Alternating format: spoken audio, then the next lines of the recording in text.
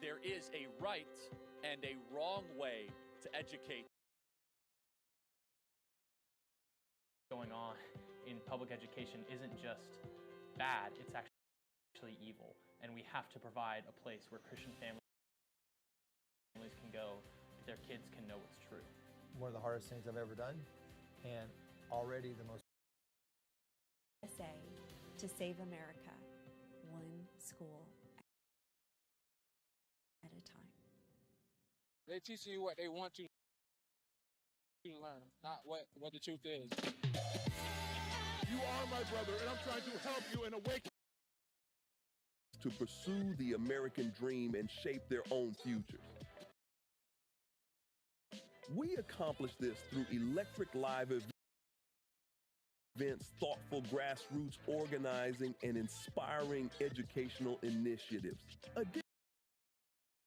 Entrepreneurship as the antidote to poverty. Bless it. Fuel freedom.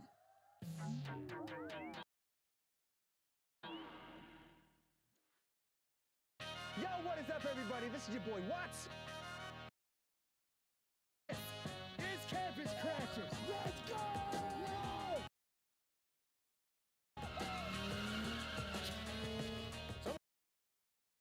Someone in here is taking up all the space in this here town, and it sure as heck ain't me. Draw!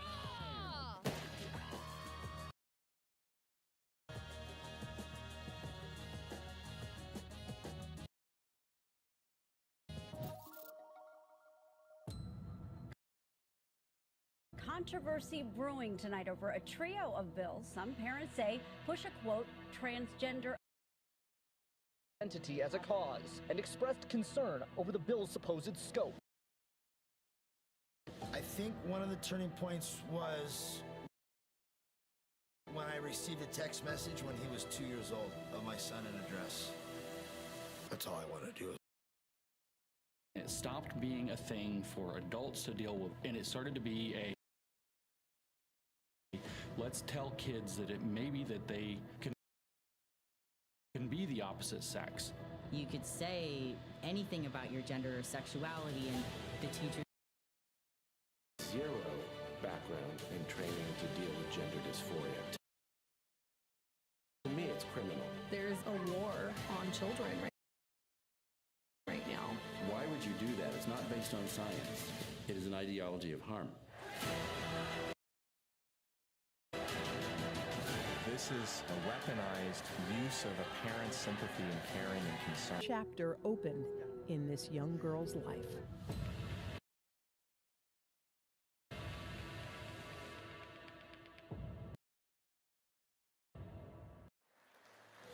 People want truth right now. They don't want sanitized secular talks called church.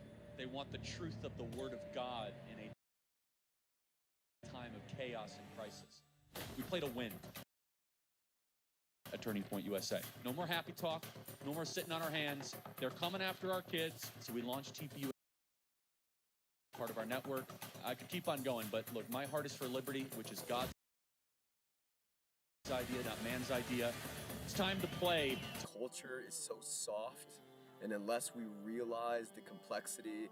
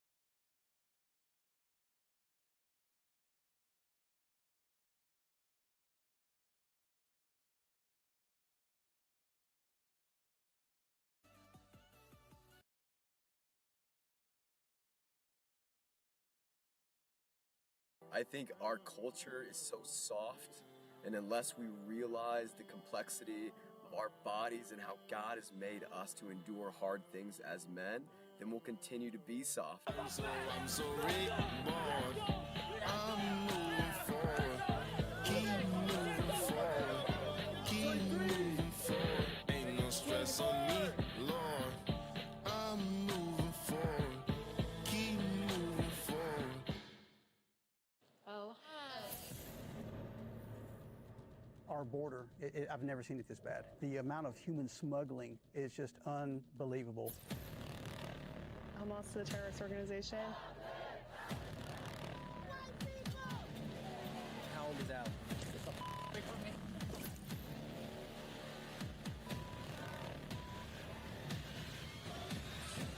Kinds of people.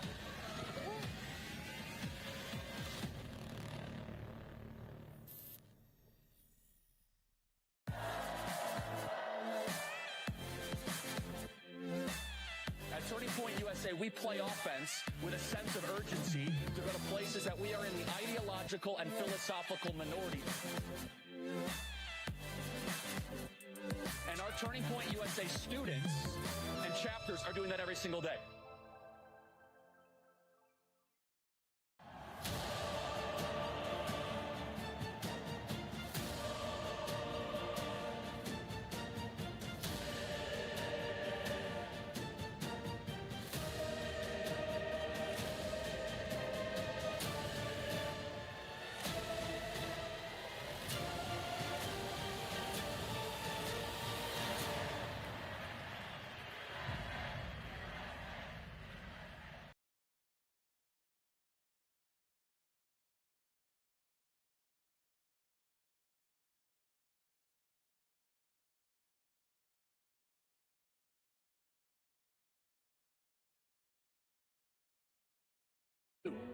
Now the fight begins.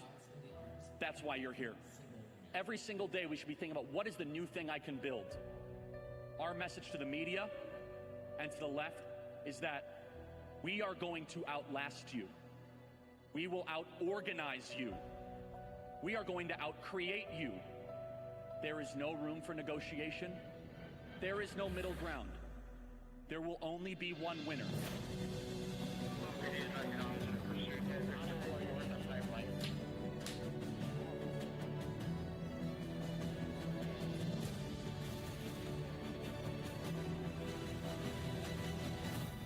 We are Americans, and we are going to win.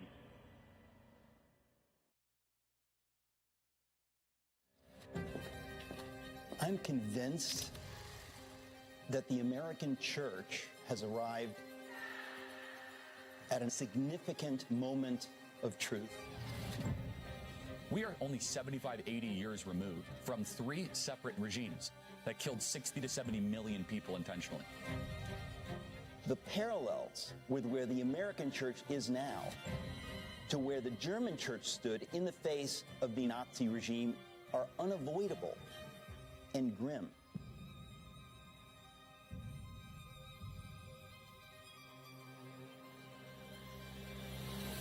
Churches need to understand really what Marxism is, which is to destroy the church, to destroy the Word of God. So if you capture the seminaries, you capture the pastors, you capture the laity, you capture the soul of the world.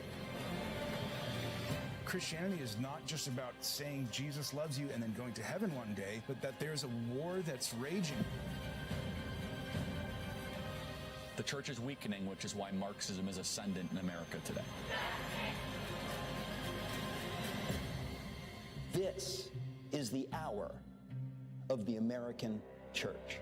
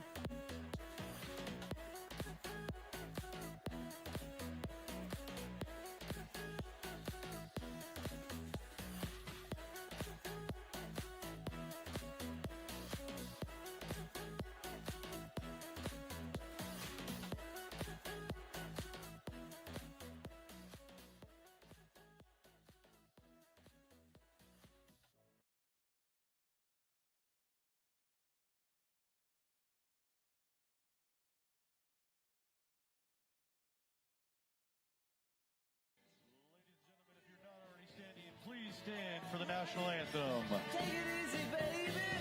Make it last all night.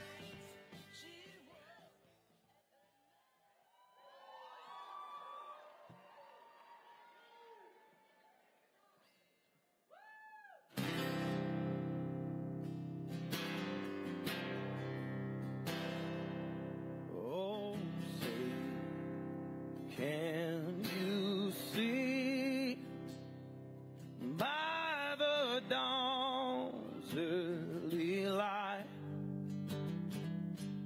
what so proudly we hailed at the twilight's last gleaming, whose broad stripes and bright stars through the perilous fight, oh, the ramparts we watched were so gallantly streaming, and the rocket's red glare, the bombs bursting in air, gave through the night that our flag was still there. Oh, say does that star-spangled banner yet wave?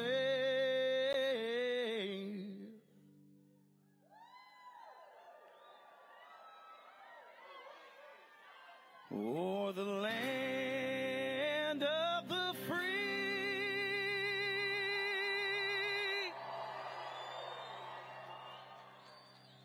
and the home of the brave.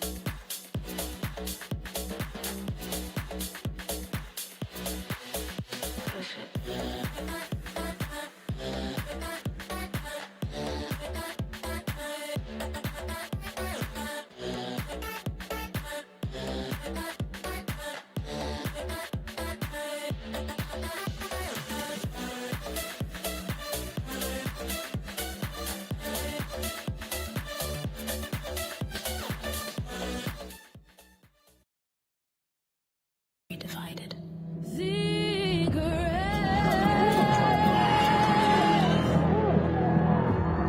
Fragmented by fear.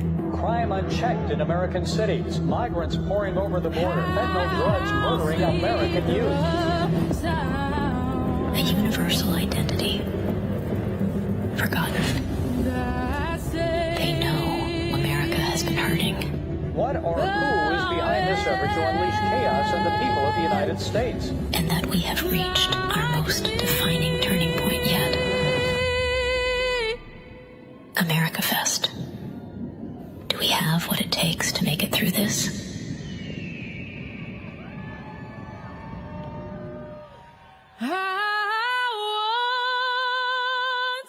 was lost,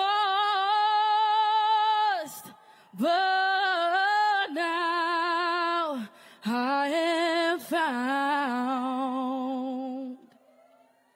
Was blind, but now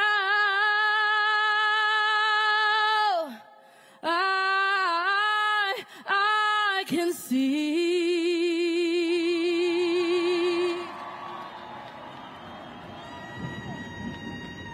The fight we are up against is difficult.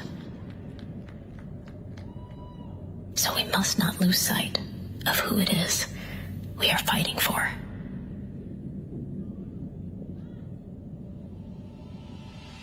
The U.S. military is in the middle of what is a massive recruiting drought. Parents need to get a grip and face the fact that this generation of children is growing up in a very different America. Transgender women, people born male but who identify as female, are winning many competitions, dominating girls' track meets. The crisis on the U.S.-Mexico border is intensifying as we see time and time again where our agents risk their lives to save those that are in danger. We may have fallen far from who they fought for us to be, but we still honor what we came from. And we will fight to preserve a country where our kids can still dream big. In this land,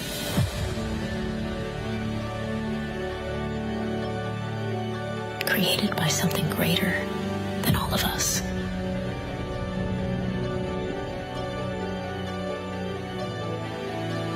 We know there will be moments that nearly break us. But it is up to us to choose if we can turn them to be great. Because this is what America really is. Being unafraid of the challenges ahead of us. And stepping up when we are called.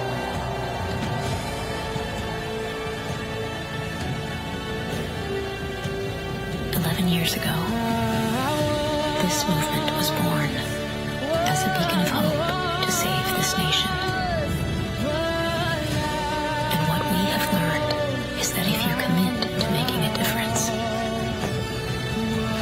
you will be surprised to see how far it can take you.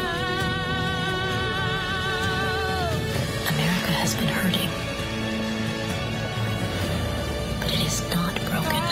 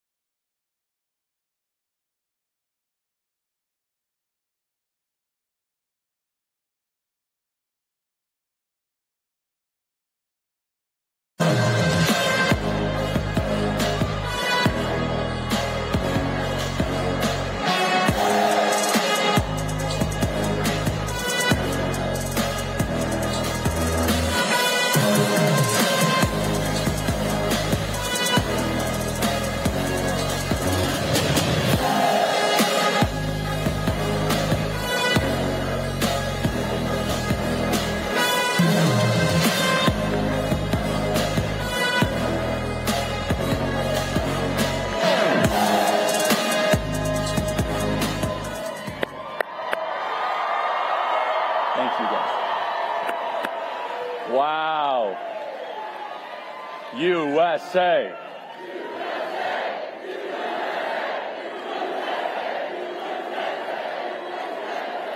Wow. Welcome to AmericaFest, everybody. It's great to be here in Phoenix, Arizona. It's just great. 13,000 people in Phoenix, Arizona for the largest multi-day conservative event in the history of this country, everybody. Unbelievable. I got to tell you, first of all, the Turning Point USA staff, have they not done an unbelievable job putting on this event? We had to add all these bleachers back here. It's incredible. It's unbelievable. By the way, all 50 states are represented here at AmericaFest. All 50 states. And 14 countries represented.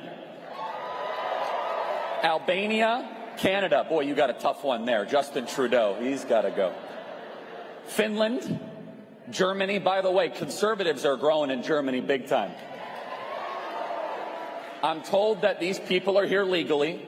Honduras, Mexico, Israel. We love Israel. Don't we love Israel? We love Israel. Korea, Poland. We love Poland. We can learn a lot from Poland. I'll tell you what. They have a border. The United Kingdom. Now, they got to watch out if they'll let them back into their country. China is here. Somebody from China. The new federal state of China is here. Austria and Japan. 15 countries represented here at AmericaFest as well. I just think that's amazing. And you look around, you're here for a reason. You are here to celebrate this country, but you are here to be filled with hope. It's been a tough year, hasn't it? There's been some wins, and we'll celebrate those. It's your third annual AmericaFest. It's amazing. Who here has been here for multiple years? Raise your hand. That's amazing.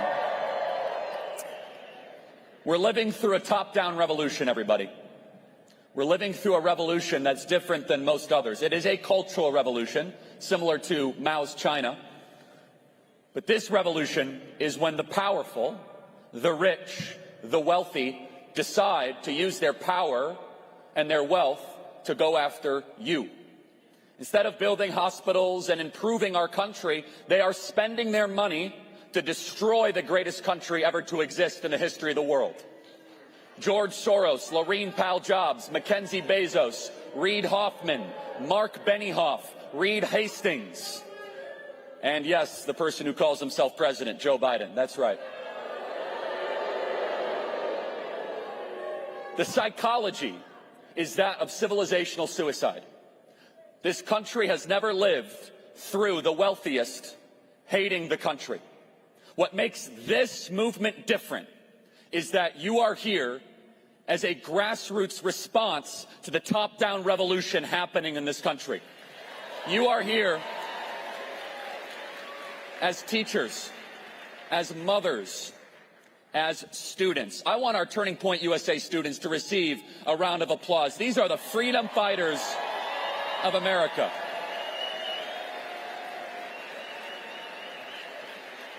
It's unbelievable what they're doing. This is a bottom-up resistance, and it terrifies the ruling class. I get asked sometimes by the media, they say, Charlie, don't you think the country is so divided, right versus left? I think there's some interesting divisions, but no. That's not the true division. The real division is Washington, D.C. versus America. Do you know what makes Turning Point USA different and AmericaFest different?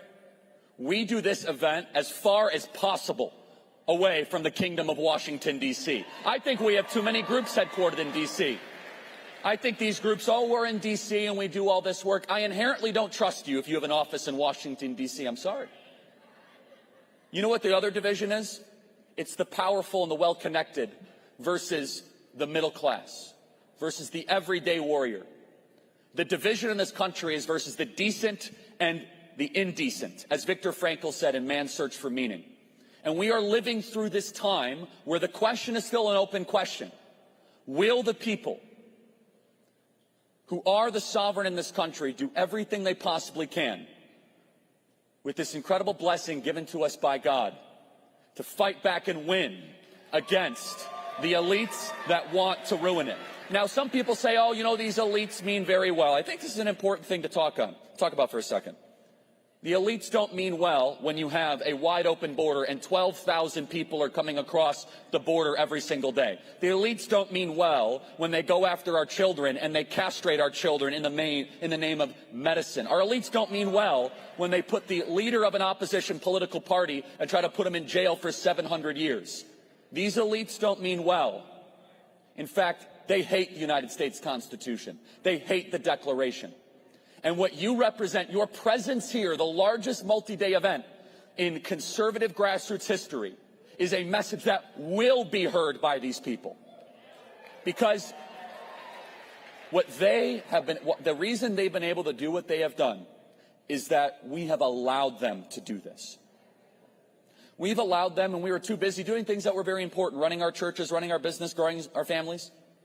And 11 years ago, when Turning Point USA was started, I could not have imagined what God had in store for this organization. And I want to take a second here because, every so often there's some, person from Media Matters that writes some some article about Media Matters. By the way, God bless Elon Musk. I hope he sues Media Matters into oblivion. We'll talk about that in a second. Where they attack Turning Point and they say, Turning Point just does events and all this. By the way, if all Turning Point USA did was this event, that's a pretty amazing thing. Just pulling off this event is no small accomplishment. And by the way, while I'm thinking about it, Elon Musk liberating Twitter will go down as one of the greatest free speech victories in the history of Western civilization. You know how awesome it is where we can log on to Twitter and we could say, Dylan Mulvaney, he's a man. Rachel Levine is a man and kind of like a creepy pervert, honestly. That January 6th is probably an inside job. It's more of a Fedsurrection than anything else. And that 99% of people on January 6th did nothing wrong.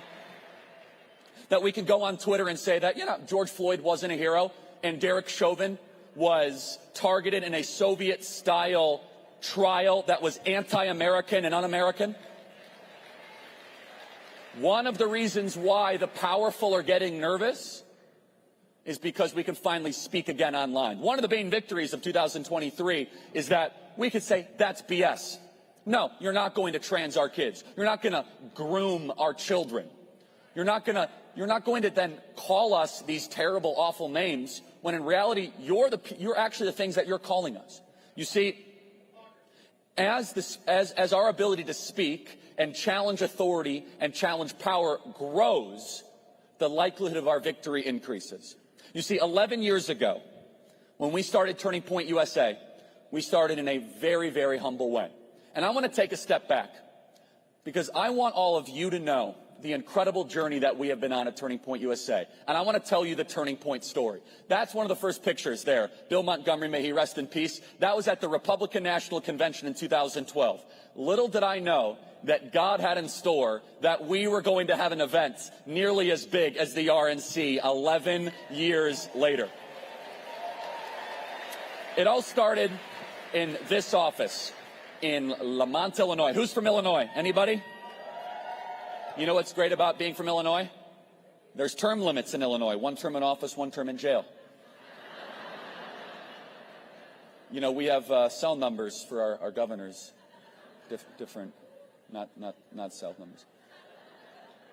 My grandmother passed away recently, lifelong Republican. She's been voting Democrat ever since. And so, all right. See, that's what's so great about Twitter being liberated. I can say all these things. Thank you, Elon Musk. Thank you. If I was streaming on YouTube right now, I would be completely gone. It all started in this office, and I love it. Apple, HP, Microsoft, and Turning Point USA all started in a garage. And so that garage right there in Lamont, Illinois, was where this started. What started as an idea, what started as a movement of one of two, with no money, no connections, and no idea what I was doing, is now a movement on 1,800 high school and college chapters across the country with 600,000 student activists, 300,000 grassroots donors. Only in America is a story like Turning Point USA possible. Only in America is it possible to say, you know what, I don't like the way the country is going, and to do something about it. And throughout the years, people have said, Turning Point, you guys, you're too loud. Why don't you just sit down and obey? I don't know about you, but I think the people that have been running the conservative movement, the last couple decades to just go be liberals, because that's what they actually are, and leave the conservative movement and allow us real conservatives to be in charge. And the numbers speak for themselves. A recent poll shows that high school boys are the most conservative that they have been in 50 years. 50 years. Now, I want to show you, because to kind of give you an idea and a picture of what we're up against, I go to these college campuses and I just, I set up a table and I talk to these kids and I listen, and some of them are pretty fired up. And I think this picture is a perfect picture of a left-wing male. They want a guy with a lisp, zipping around on a Lime scooter with a fanny pack, carrying his birth control, supporting his wife's career while he works as a supportive stay-at-home house husband. He has a playlist that is exclusively Taylor Swift. And their idea of strength is this beta male's girlfriend opening a pickle jar just for him. At Turning Point USA, we resoundingly reject this. We believe in strong, alpha, godly, high T, high-achieving, confident, well-armed, and disruptive men are the hope, not the problem in America. Now, I got to show you this video. It's unbelievable. This is the left-wing beta male in one picture. By the way, I sit down. This is at University of Arizona. And I'm just getting comfortable, and this lunatic comes up. And he perfectly, by the way, describes what I'm just saying, right? He's got to get his vitamin D level up. Come on, man, you live in Arizona. Come on. This is what our Turning Point USA students and warriors have to deal with on a daily basis. Watch this. You, I hate you. Yeah. Would you like to have a substantive conversation, or? A substitute? Yeah. A substitute? No, man, I think you're an asshole. Would you like to have a conversation? Sure, absolutely. Okay. Yeah. Okay. I don't like you. I think you spread hate. I think you spread bigotry. I think you piss a lot of people off because you're just an awful person. I don't think you really want to debate because you're just here to piss people off and energize your crowd of racists. What have I ever said that's racist? Oh, can you name one thing? I'm Hispanic and I support Charlie. Can you name Does that mean anything? Can you name a second thing I've ever said that's racist? Sure. I think you're just trying to play a game, and I think this is obviously going to be used. What have I ever said that's hateful? I just want to fucking hate you. You're awful. Get off my campus. When have I ever said anything that's hateful? Have a nice day. He can't say anything I've ever said that's racist because I've never said anything that's racist. That is the American left in one picture, everybody. Lots of rage and no wisdom.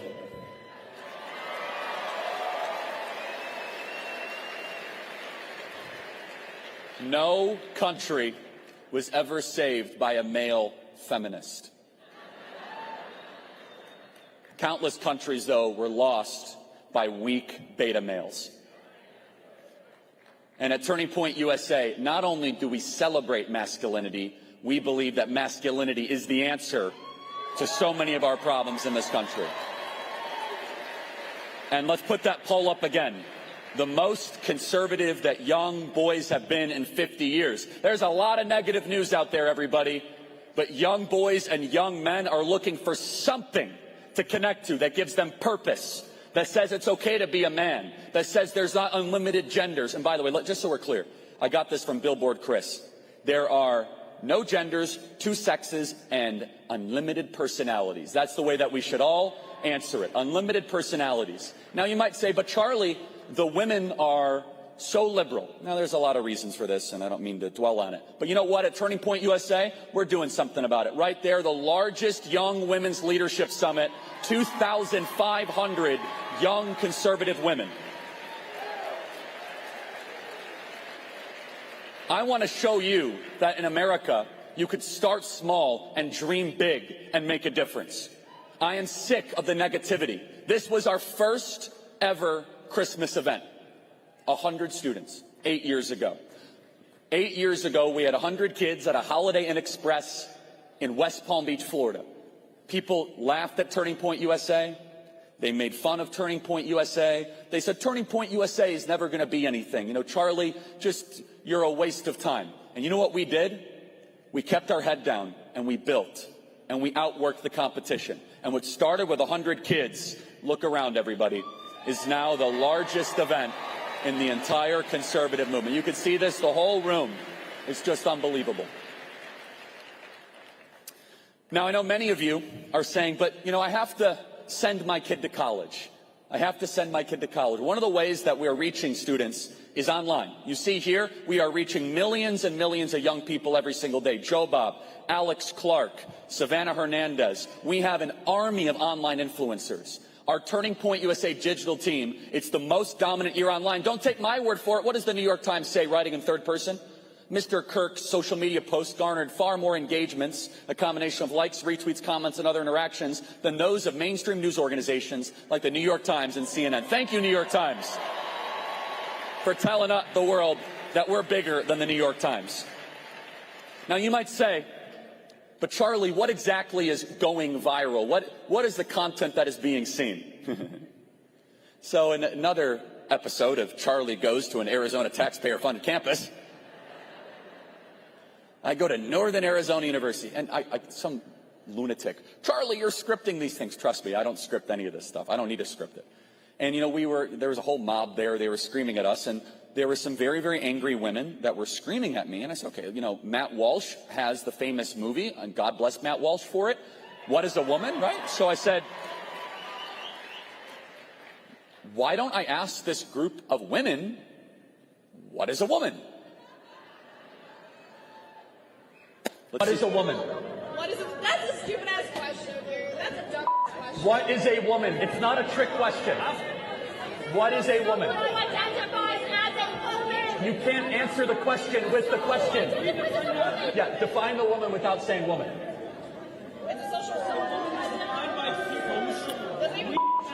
You're in college, paying for an education. What is a woman? How about you talk to someone with media training? How about you talk to someone? You don't need media training. It's not a trick. What is a woman? Who identifies as a woman? You can't answer the question with the college kids of America going hundreds of thousands of dollars into debt who think it's a trick question when you ask them what a woman is.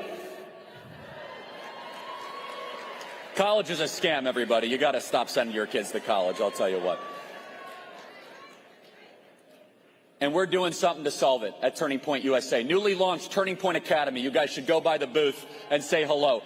Leading an education revolution for homeschool moms and parents all across the country. Turning Point Academy is leading the charge in curriculum development and teaching the teachers. In addition, at Turning Point USA, in addition to our high school program and our college program and student body presidents and our massive events, we recently launched something very near and dear to my heart.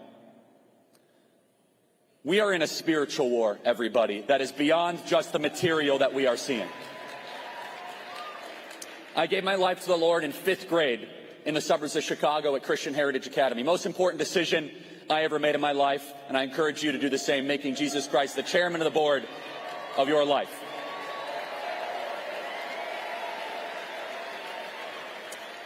I started growing Turning Point USA, and the Lord kept on blessing Turning Point, and I just, would speak at a group here or there, and people say, oh, you ever spoke at a church? Oh, not really. And then COVID happened. And I made, without a doubt, the worst prediction in the history of American podcasting. I look right into camera on the Charlie Kirk show and I say, all these lockdowns and all these orders to tell people to stay at home, they're not going to last. The American church is going to lead the resistance, is going to fight back against these lockdowns because the church loves liberty. And that was one of the dumbest things I have ever said on the Charlie Kirk show. I was shocked when the bride of Christ, the church, shuddered in fear when they took Easter and Pentecost from us, when we saw the faithful stay at home, when we needed a revival more than ever, when suicides were going up, when alcoholism was going up, when drug addiction was going up, the church stayed and cowered in fear. And I looked around and I said, this is a time when the church should be defying these tyrants and these government leaders. They called strip clubs essential, and they called marijuana dispensaries essential, and they called convenience stores essential, and yet they said the church was not essential, and so many pastors took it. And then in the summer of 2020, during Floydapalooza, we saw churches parroting a lie from the pit of hell. when they said that America was systemically racist and that you're a racist person because of the color of your skin. And I looked around and I said, why is the church peddling this? And I took a step back. I said, the Marxists have took over the FBI. They have took over our colleges, and they're trying to take over the church next. And out of that, we launched TPUSA Faith. The mission statement of TPUSA Faith is very simple. We want to kick wokeism out of the American church as quickly as possible as the heresy that it is.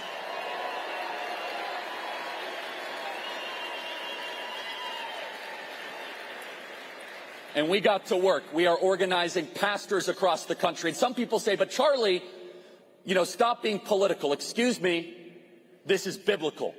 Esther, Mordecai, Nehemiah, Jeremiah, Daniel, all were counselors to the king. Jeremiah 29:7, seek the welfare of the nation that you are in, because your welfare is tied to your nation's welfare. It is biblical to defy tyrants. The midwives to the Hebrews in Exodus 1 were told to slaughter the unborn, the newly born children, and they disobeyed Pharaoh, which pleased God. Disobedience to tyrants is obedience to God. Disobedience to tyrants is obedience to God. Because liberty is not man's idea. It is God's idea. And we are at a period of time, everybody, where the American church, most American churches are not speaking out on these issues. They say, I just do the gospel. So do we. Do you think that the gospel includes allowing the church to be called non-essential and to stay shuttered and afraid? Too many pastors have a much bigger wardrobe budget than a book budget. Too many pastors are the cool kids giving a TED Talk and a rock concert that is indecipherable from the world and not preaching the word. You might say, but Charlie, I don't like this, religion stuff. Well, get over it, because this country was founded by courageous Bible-believing Christians. 55 out of 56 of the signers of the Declaration of Independence were Bible-believing, church-attending Christians. 9 out of 13 of the states at the American founding required you to be a Protestant Christian at the founding.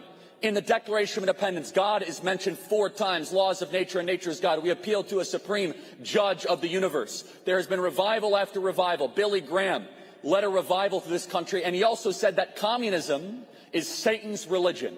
One of the reasons we are seeing the issues we're seeing in America today is because the church has been silent and the secular Marxists are taking over the nation. TPUSA Faith on a daily basis seeks to wake up the church with courage and clarity and conviction to lead a movement to push back against these secular totalitarians in America.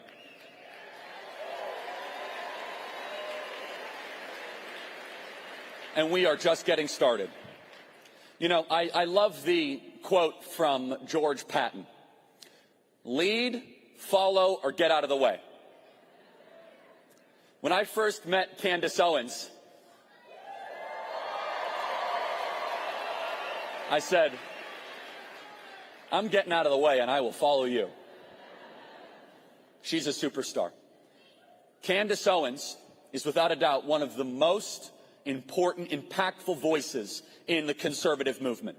Candace Owens started Blexit, and Blexit is now a part of Turning Point USA. Blexit is the largest black outreach program in the conservative movement, going into the inner cities and reaching out for conservative values on a daily basis.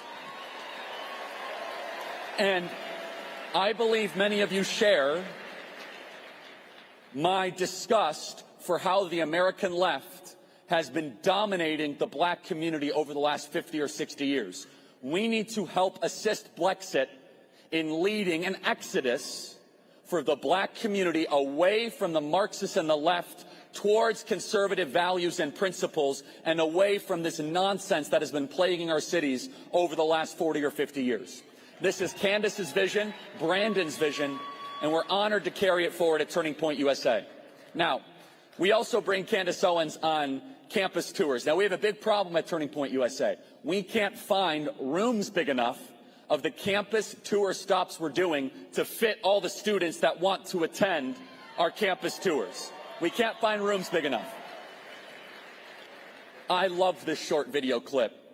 Don't mess with pregnant Candace Owens. Hello.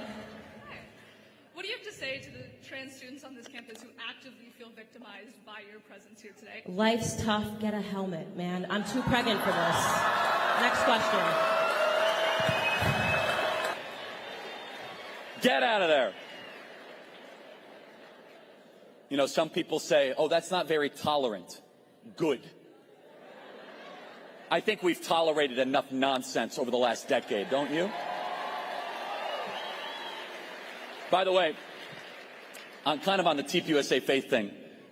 You know, some guy goes and he slays Satan in the Iowa State Capitol. And, you know, they say, oh, you know, you have to be tolerant. No, I'm sorry. I'm not going to be tolerant of Satan. That's where I draw the line. Where do you draw the line? Satan, actually. That's where I draw the line. Yeah. I'm not going to tolerate, actually, Satan being in a state capitol. I'm sorry. That guy's a hero for what he did, for decapitating Satan in a state capitol. And they say, oh, well, what about religious liberty? Yeah, you know, I'm sure that when James Madison wrote the U.S. Constitution, he was like, you know what? One day, I hope in many generations, Satanists can also have religious liberty too.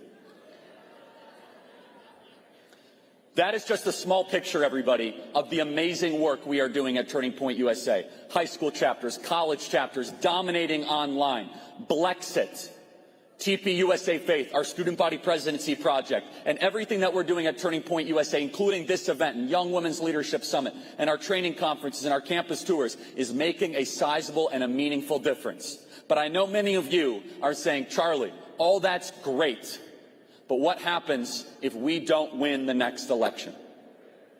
Now, a co-sponsor of this event is our sister organization that you're going to hear a lot of throughout the next couple days, Turning Point Action. And Turning Point Action has 3 very simple goals. Number 1, to remake the Republican Party as a grassroots party from the bottom up and kick out the Romneys, the Paul Ryans from the Republican Party once and for all. Number 2, holding our leaders accountable. It is not enough just to win elections. We need Republicans to act like conservatives, not just Republican in name only when they go to Washington, D.C., when they betray their voters. Turning Point Action is holding our leaders accountable. We have a scorecard. I love this. So we have a scorecard. And by the way, we downgraded the NDAA, the National Defense Authorization Act. They never should have voted for it. It's a terrible bill. And I've been getting calls from people. They're very angry at Turning Point Action. They say, why are you downgrading us? You know, we're doing... I said, listen, you want a better score? Vote better. I don't know what to tell you, okay? You don't get a special hall pass for betraying your voters because we have a friendship. Everybody, I don't know about you, but I've cut enough excuses for these Republicans over the last decade. I've seen enough. These Republicans need to feel the heat of the grassroots. And do you want to know the good news, everybody? The good news is that you get it, but your leaders don't. You want results. You want a border more than you want Zelensky to get more billions of dollars.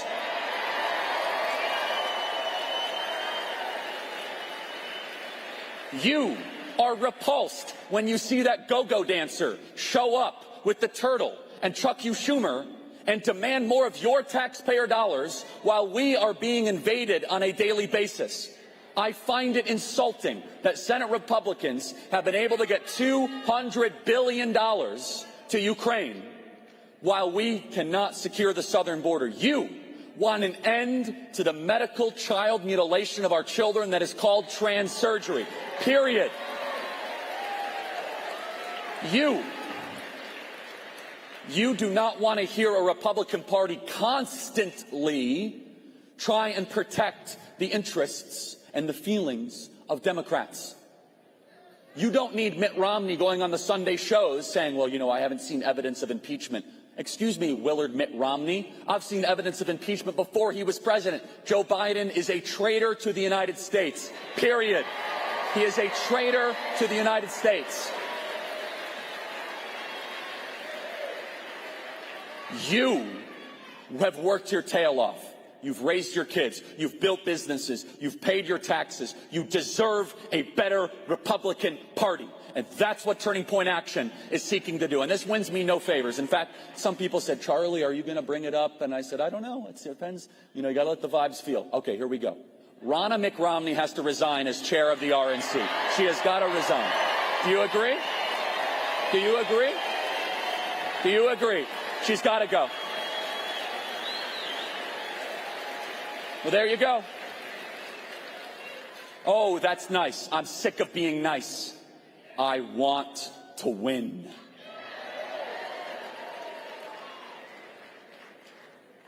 Turning Point Action is playing offense. You know, somebody said, Charlie, you guys are awfully aggressive at Turning Point Action. Yeah. About time. It's about time we deploy the MAGA movement to take over state central committee meetings. We're not here to make friends. We don't have a Washington, D.C. office. I don't care about cocktail parties. I don't care about this. Because you know what gives me strength? The hundreds of thousands of you that email us and say, Charlie, keep going. That watch us on Real America's Voice and listen to us on radio, and you say, Charlie, don't give an inch. You see, the thing that the D.C. groups don't understand is that there's a new paradigm shift. The game has changed. All of a sudden, the ascendant organizations and voices can't be controlled by the oligarchs. The people that all of a sudden, you have Twitter that is liberated. You have Tucker that is completely unleashed, and I can't wait to hear from Tucker, by the way. And they say, well, you know, maybe we can keep on having, you know, politics as usual. You are living through the change. You are living through the change. Where all of a sudden Senate Republicans are very afraid. They say, oh my goodness, and why is Nikki Haley not doing better in the polls? And you know why she's not doing better? And they say, oh, it must be because of sexism. No, it's because of her awful ideas. That's why, okay? Because her ideals are awful. Turning Point Action. Build a grassroots GOP. Give you a voice. Hold elected leaders accountable through our scorecard. And we're going to do everything we can to help win in 2024. Now, we are going to have breakouts. We are going to have trainings. We are going to have so much here at AmericaFest. I want you to soak it all in. I want you to be a sponge. One of my favorite sayings in the Bible, in Hebrew it is Hineni. Here I am. It means, Lord, use me. These next couple of days, I want you to have a posture of, Lord, use me. What are my marching orders? Abraham, at the binding of Isaac, he said, Lord, here I am. Moses at the burning bush, Lord, here I am. Samuel, Isaiah, here I am. It means, give me the orders. And God will speak to so many of you these next couple of days. It might be running for office. It might be homeschooling your kids. It might be starting a Turning Point USA chapter. It might be getting involved in the most important election of my lifetime and maybe the civilization's life. And what Turning Point Action is going to do, and we've been very clear about this, is we're targeting on Arizona, Wisconsin, Georgia to chase ballots, to get low propensity voters out, to engage in election month so that we do everything we possibly can to prevent the Democrats from steamrolling us again. Now, some people say, but Charlie, what about these other things? We're going to do our part. We act out of obedience, not out of the outcome. We are going to scrap for every inch. If we do our part, we need to pray that God will do his part. This is a short video that shows the plans that we have to chase ballots in Arizona, Wisconsin, Georgia. We are doing the work that I wish the Republican establishment would do, but Turning Point Action is stepping up. Watch this. Turning Point Action. We are targeting the 3 most critical states.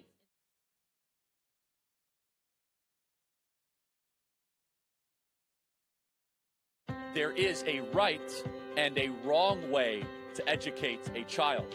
Everything that's going on in public education isn't just bad, it's actually evil. and we have to provide a place where Christian families can go, that their kids can know what's true. One of the hardest things I've ever done, and already the most rewarding thing that I've ever done. Join Turning Point Academy and Turning Point USA to save America, one school at a time. They teach you what they want you to learn, not what the truth is. You are my brother, and I'm trying to help you and awake you from your lies. Blexit's mission is to empower minority communities to pursue the American dream and shape their own futures. We accomplish this through electric live. Turning Point Action. This state, this county, we need to do our part. Arizona, Wisconsin, Georgia, and Turning Point Action is growing like wild. And tomorrow, you're going to hear from Steve Bannon. You're going to hear from Vivek Ramaswamy. You are going to hear from the biggest voices in the political conservative movement. But these next couple of days are what you make of it. Now, a couple of the things that I want to make sure I mention. If you're a young person here and you say, boy, you know, what do I want to do for my life? Honestly, you should get married as young as possible and have as many kids as possible. Period. Reject the siren song of modernity. Now, some parents are probably, ooh, I don't like that, you know, they should basically, you know, they should go get a job first. You're wrong. I'm sorry. Honestly. We are on the verge of a population collapse in this country. Every day, I receive emails from young women filled with regret in their late 30s. And they say, Charlie, I'm sobbing as I write this email because what you talk about on the show is exactly right.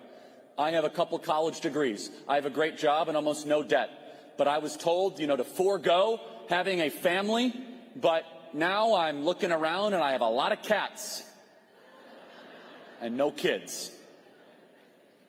Honestly, where did we go wrong where we think that your bank account balance means more than passing down to the next generation?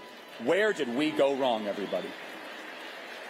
So, I hope you meet your future soulmate. As I met Erica, the best decision I ever made in my life and the greatest blessing.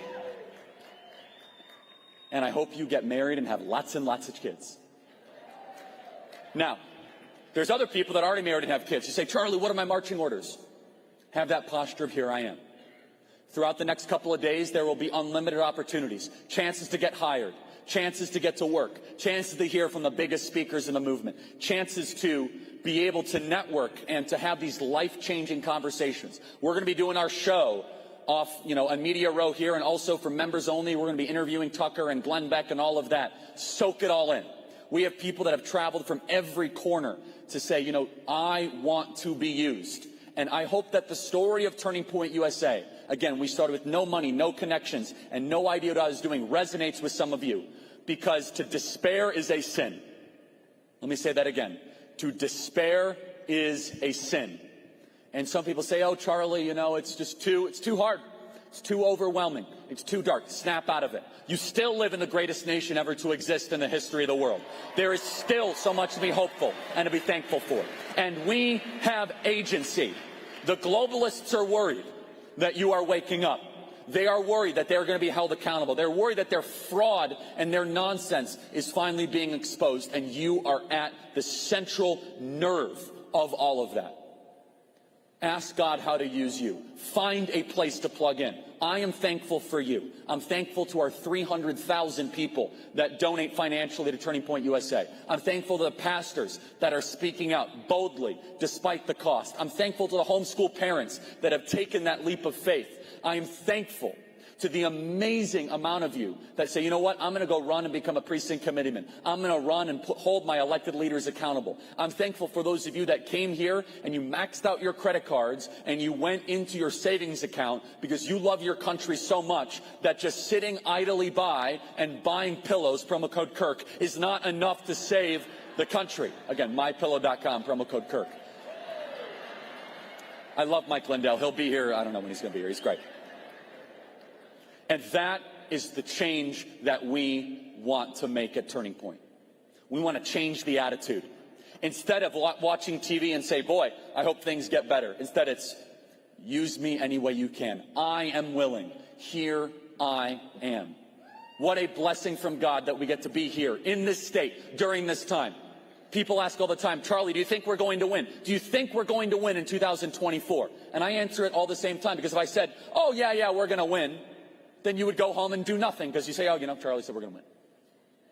If I said, no, we're going to lose, you would go home and do nothing because you said, oh, Charlie's going to lose. Here's my answer, is that it's wholly dependent on what we do. It is completely dependent on how we act. What they fear is a grassroots, decentralized, people-first movement. This is not supposed to be happening where you are right now. 13,000 people in Maricopa County right before Christmas, gathering and hearing from top speakers, being filled with energy and enthusiasm and marching orders and dispensing all across the country to go take back communities and take back school boards and these little micro, sources of light against this overwhelming darkness. This is not supposed to happen. And you guys can make it happen these next couple of days. I am thankful for you. I can't wait to meet so many of you. We're going to be doing our shows. I can't wait to see what God does these next couple of days. And I can't wait to see how this whole story plays out. Because honestly, we could lose the whole country and have fun while doing it. People say, oh, Charlie, we're going to win in the end. Okay, we win in the ultimate end. Jesus is coming back. I totally agree. But you know what? I do like having a little uncertainty. The stakes are high. We have only begun to fight. We are just beginning to wake up. We are just beginning to scrap, to hustle. People criticize Turning Point for years. Oh, you guys are always pushing boundaries. Yeah, we have outworked the competition. That's right. I traveled 3,000 days over the last decade. I outworked you. That's right.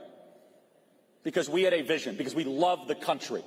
Push yourself harder. Here's my commitment to you in 2024. It will be the hardest year I have ever worked in my life. And I want you to do the same. Here I am. Lord, use me. God bless you guys, and thank you so much.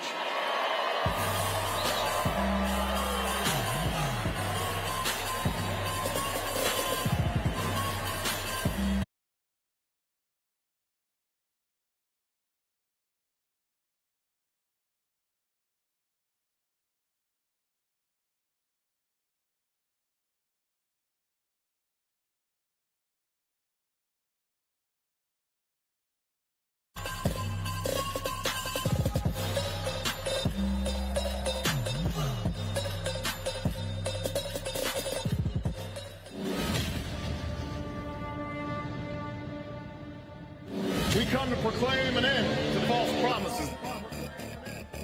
That time has surely passed. Homes have been lost, businesses shut. The challenges we face are real. We must pick ourselves up and begin again the work of remaking America. Let's rewind to the cultural landscape of 2012. A time when liberal attitudes among young people prevailed. Oh, Barack Obama, and then we bring Michelle in. Key issues and prevailing perspectives were shaping our world. The millennial generation was on track to become the most liberal and radicalized generation in history. News outlets, pundits, and data polls everywhere declared that America was entering a new era of democratic dominance. We just aren't happy with the way the world's been run at the moment. Pushing traditional conservative values closer and closer towards political irrelevance. Out of this cultural landscape emerged Turning Point USA's grassroots activism, a movement against the tide. We know that it's a problem, but we just can't treat the symptom. We knew it wouldn't be easy, but we were determined to change the narrative. As the debt goes up, our freedom decreases. And my generation is getting handed a pretty big bill without us ever even having the right to vote. We fought to take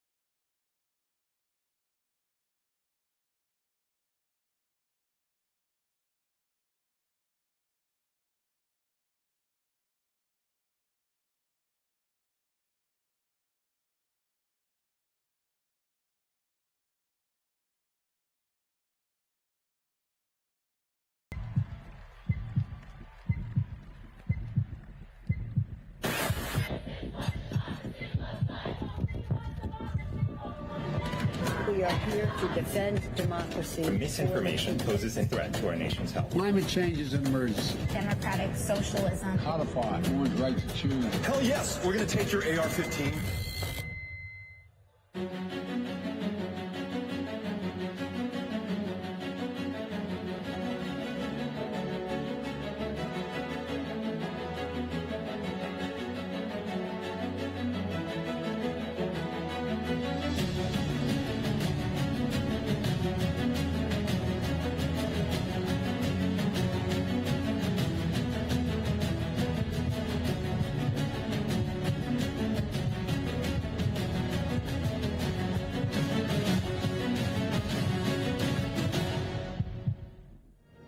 And the fact of the matter is look, we're all going to answer to him.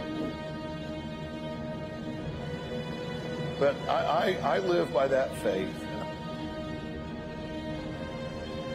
And if we work together and lift each other up, we will build this red wave and red conservative movement that will benefit all of us. One of my favorite Bible verses came to mind. It's Joshua 1:9. God commands us to only be strong and to be of good courage. Yes, we're a wireless provider. We're a cell phone company. We have great coverage, nationwide coverage on 4G, 5G networks. We have 100% U.S.-based customer support. We check all the boxes that say that we're a cell phone company. But here's the deal. Our mission has nothing to do with cell phones. Our mission is to relentlessly defend our God-given constitutional rights and freedoms, and to do so in a way that glorifies our God. My pronouns are Bible believer, Jesus lover, gun carrier, and mama bear. We give a portion of every dollar we earn to conservative causes, and our four pillars are the First Amendment, the Second Amendment, the sanctity of life, and we support our military and our first responders. And as long as there is breath in our bodies, as long as God lets us wake up to another day, we will stand up for our children, and we will fight to take our country back, and we will take America back in our lifetime. Patriot Mobile stands with you. We'd love for you to join us. Sign up today.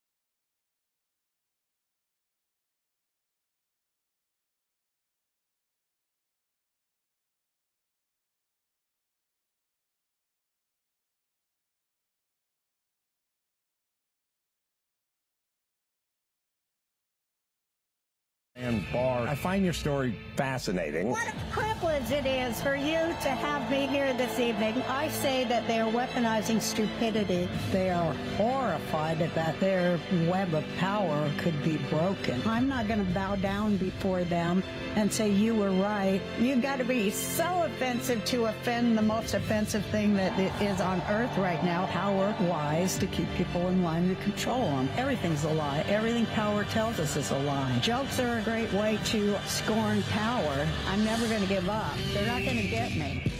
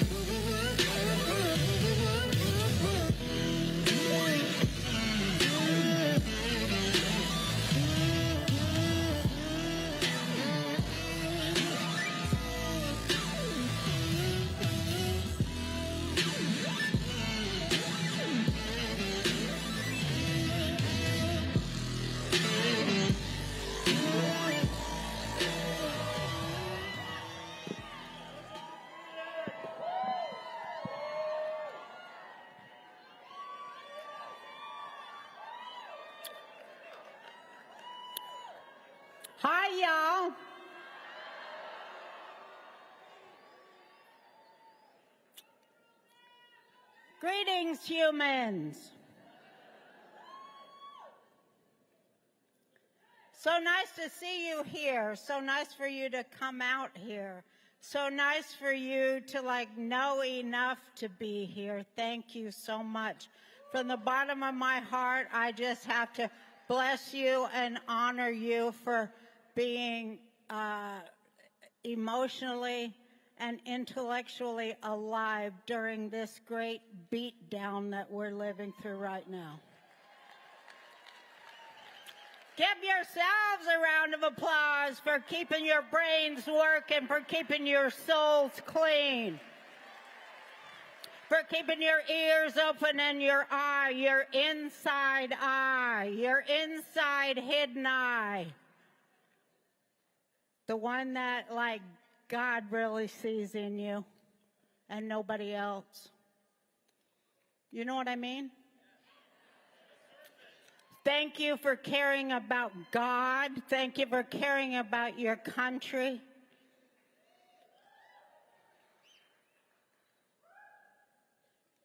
Thank you for caring about what's right.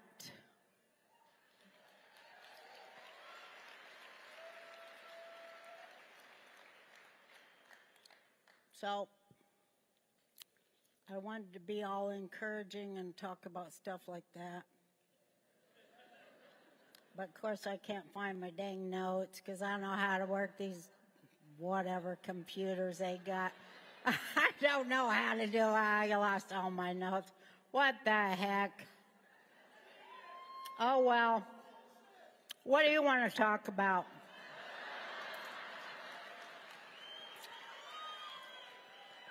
You want to talk about how great it feels to fight, fight, fight, fight, fight, fight, fight, fight, fight, and then win? You want to talk about how great that feels? Because I can tell you about that.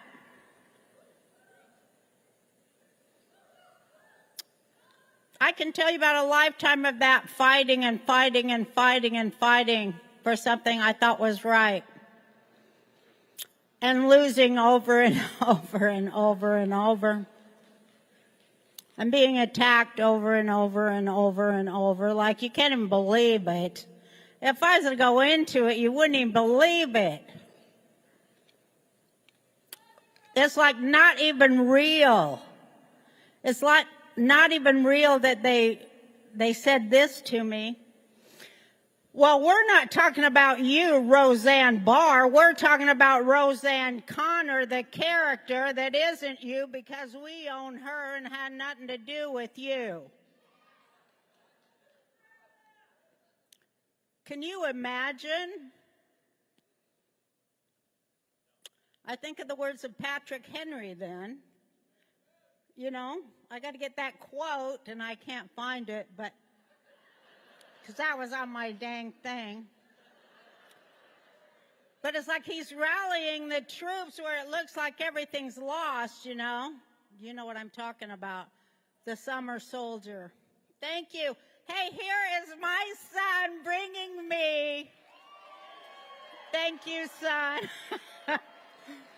Because, Thomas Paine, yeah. Thank you, son. No, I wanted to first read Patrick Henry. Because I think, gosh, this can't be more today, you know. These are the times that try men's souls.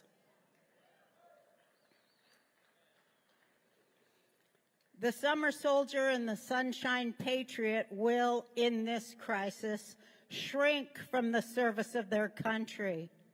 But he that stands by it now deserves the love and thanks of men and women. Tyranny, like hell, is not easily conquered. Yet we have this consolation with us, that the harder the conflict, the more glorious the triumph. What we obtain too cheap, we esteem too lightly. I think this is what we're learning right now, ladies and gentlemen. It is dearness only that gives everything its value. Heaven knows how to put a proper price upon its goods. And it would be strange indeed if so celestial an article as freedom should not be highly rated.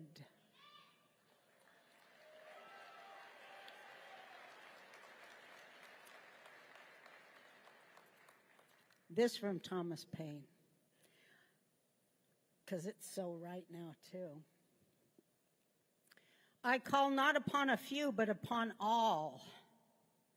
Not on this state or that state, but on every state, up and help us. Lay your shoulders to the wheel. Better have too much force than too little when so great an object is at stake. Let it be told to the future world that in the depth of winter, when nothing but hope and virtue could survive, that the city and the country, alarmed at one common danger, come forth to meet and to repulse it.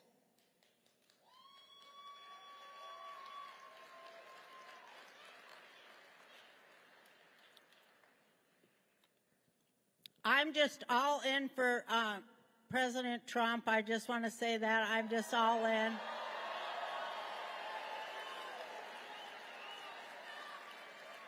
I'm just all in, you know. I said, I'm all in, whatever, you know. You just let me know I'm all in, because I know if I ain't all in, man, they're going to put my ass in a gulag. If he loses, I know, you know, that what they're going to do, and I don't really want to go to a re-education camp and have to give all my money away to a bunch of losers that never know how to get a job. I care about them. If we don't stop these horrible communists, do you hear me? I'm asking you to hear me. Stalinist, communists, with a huge helping of Nazi fascists thrown in, plus wanting a caliphate,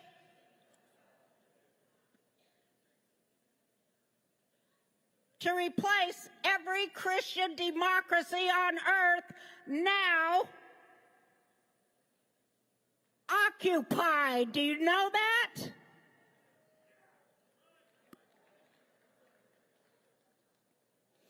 I just want the truth. We deserve to hear the truth. That's what we want.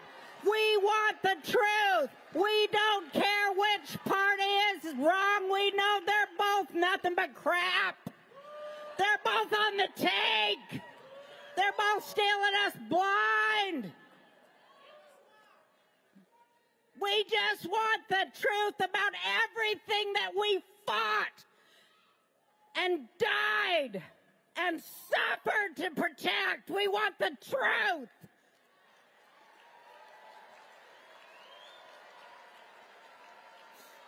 Because we deserve it. And we deserve to have an election with paper ballots.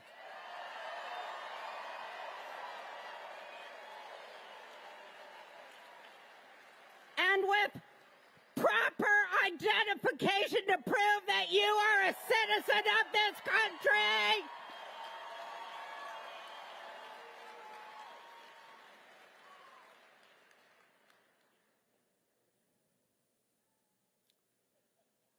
And that the public's money shall heretofore belong to the public.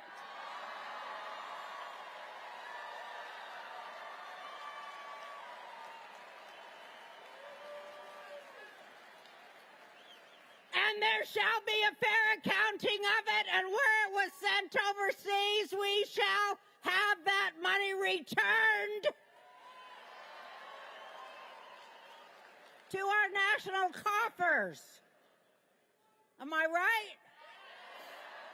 We got a stinking system of justice. We got a stinking government. It don't even know what. It's so busy with its hand in the cookie jar, it don't know how to rule people. The only thing it can do is go, well, I guess if you let the guilty out, that makes something, that does something good. Let the worst of the guilty out, because that way we can, forgive ourselves for being racist. Or whatever the hell it is they're thinking. What are they thinking? It doesn't make any sense. What are they thinking? Why do they shut down the truth at every turn, especially the truth about, like, human health? Why are they doing that? How many people here got the vaccine? I'm happy to hear that. I didn't get it either. I was the only one in my family. I was the only one in my family, and I was telling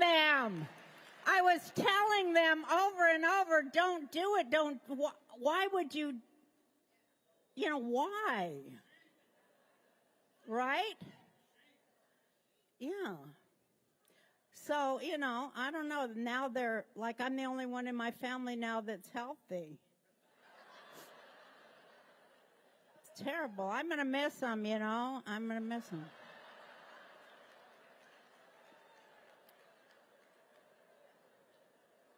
But my nieces, they're all, everyone in my family's a libtard, and they're mostly gay too, like gay and libtard. Whoa, that's a double.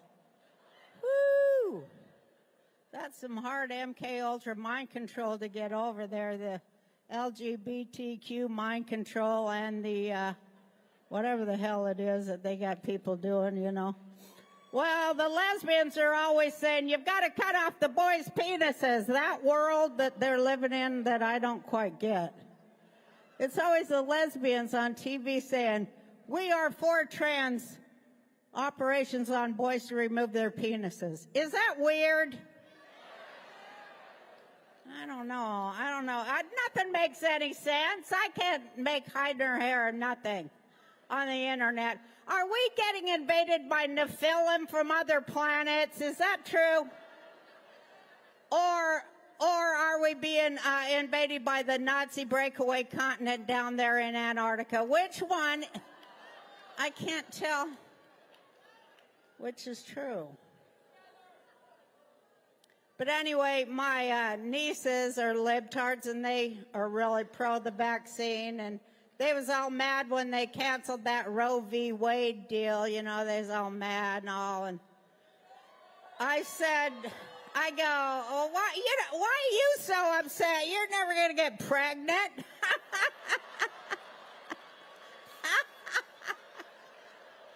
Oh, you're never going to have a baby. You're vaxxed. You're sterile. Oh, yeah, we love this government. I believe Biden got 81 million votes. I'm probably the only person in this room. Do you guys believe Biden got 81 million votes? Really? Do you think Biden stole the election from Trump? Are you kidding? You guys really think that? Oh my God, you don't watch CNN, obviously. You guys are ill-informed of things. I don't know where you're getting your information.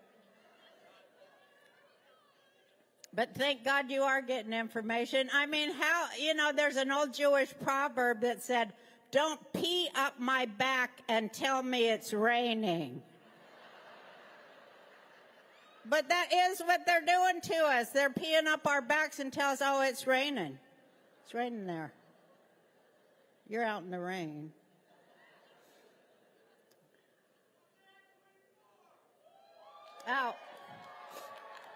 Oh, you're so funny. But I did say, if they do take down our president and they do something, God forbid, where they can't get our Trump in there, I said, I will. I'll run for him. I'll do it. I'll do every bit of it. If I'm needed, I will, because I agree with everything he says, does, and is. And oh my God, you guys, I love him so much, you know. I really do. I got to, oh, it was so exciting. Oh my God. Well, I had met him before being in Hollywood and all, but so I liked him then because he was so cool and nice to me. But then since he was president, you know, I just thought, well, that's a whole other guy than the Hollywood guy. You know, he's the president. Now it's the president of the United States, which carries a little something extra, a lot of something extra. So I just wanted to pray for him, you know. I really, really wanted to get in there and say a nice old Jewish lady prayer for him. Because I think that a lot of these guys in power, they do need an old Jewish woman to pray for them. They do. And they aren't quite getting it in the right way. They're getting, you know, something else. And they need to get the right kind of prayer on them, you know. You know what I'm talking about. Or maybe you don't. I don't care. But it's true. So, no, but... So I'm like, I'm going to say a prayer, and I just wanted to lay my hands on him because, you know, I want to transfer energy of love into him because that's part of the prayer. And so when I first met him, I just freaked out because they were letting me take my picture with him. So I ran in, you know, and I went grabbing on him and stuff. And I threw my arms out around him. I was all out of control and not acting right. I know you guys are shocked. You not acting right? Roseanne, what happened? But no, so I was all freaked out. And he like very gently rearranged my arms, very gently, like this, you know. And he looked right in my eye, said, hello, Roseanne. So I just calmed down, you know. But then I did have the opportunity to give him a hug. Can you believe it? I was able to give him a hug, and I just transmitted all the love that I felt that all of you had given me in my time of darkness. I transmitted 99% of that to our president because I know how much he needs it for what they're doing to him, which is what they want to do to all of us. They did it to me too. They'll do it to you if they want to. You look different or say something different, they'd love to do it to you. So I just want to say our biggest weapon is that we would love each other and that we would know to cast the blame upward instead of laterally, upward to the people who are actually at fault for all the misery we're going through for no damn good reason whatsoever. And we can stop it too with our own native intelligence. The more we talk to each other, the more we'll figure it out. God bless you all. Thank you for having me here. The world is on fire. Extremism is growing here in America at rapid rates. Terrorist groups like Hamas continue to kill women and children, and university professors are defending it. Why are you paying these terrorist sympathizers to educate your kids? Learn more about the scam of college with my book, The College Scam, and learn about the dangers of sending your kids to college. For a gift of any amount, get your copy today at tpusa.com. Inauguration Day, the 4 years ahead seems like an eternity. It's not. Because the left has engineered our government and institutions to reject conservative ideology. The 2025 Presidential Transition Project brings together over 60 conservative organizations to ensure the policy and personnel are in place. On January 20th, 2025. Using 4 pillars, we are laying the foundation for the next president to end Washington's bureaucracy and restore American prosperity.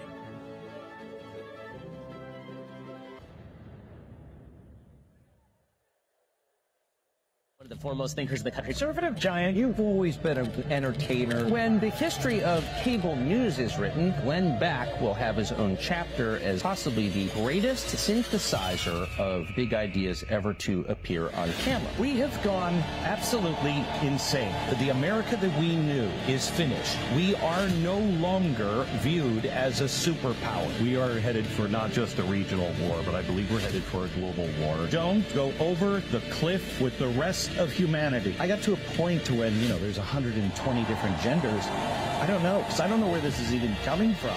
Make sure they're not elected again. Make sure that you've done everything in your power, that this philosophy is flushed down the toilet.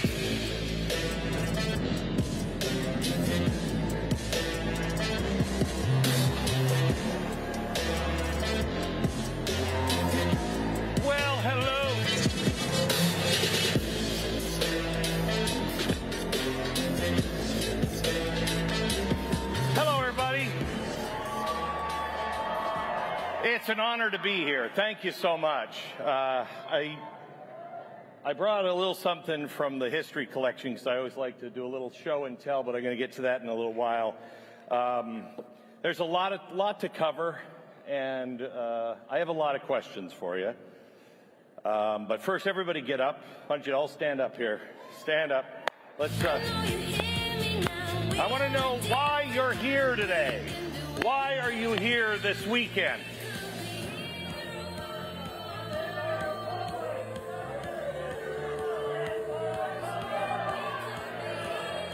Why are you personally here today?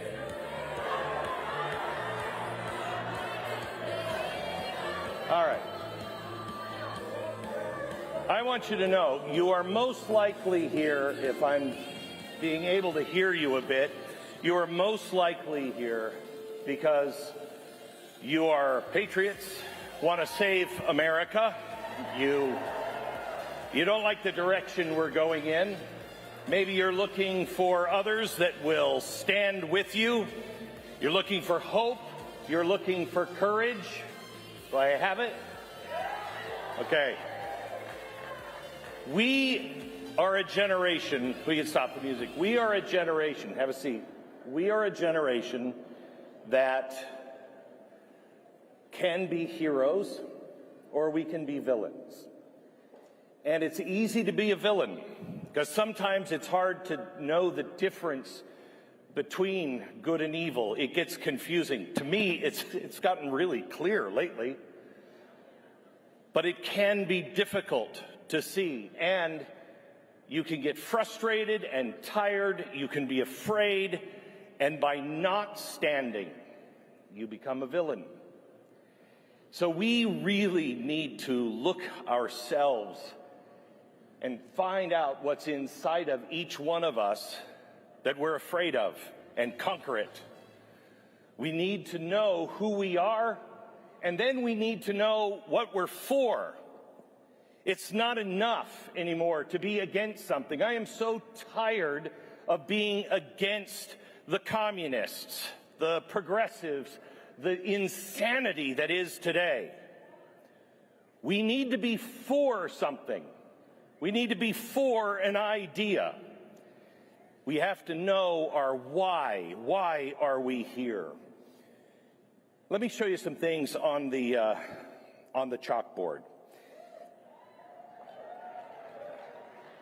If we're here for freedom, let me ask you, what does freedom mean? I've tried to answer that for a while to myself. I was over in England, and they all claim to be free. Not to my understanding of freedom.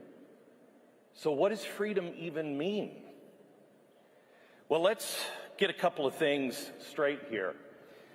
Left and right.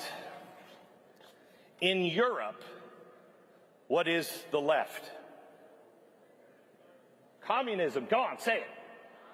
It's communism. Communism is on the left. Now we're talking Europe. What is the far right in Europe? Fascism. So you have fascism on this side. But that's the European right. And what they go through are times when they go between fascist and communist back and forth, and hopefully they can hold themselves in the middle long enough to have a breath that they claim is freedom.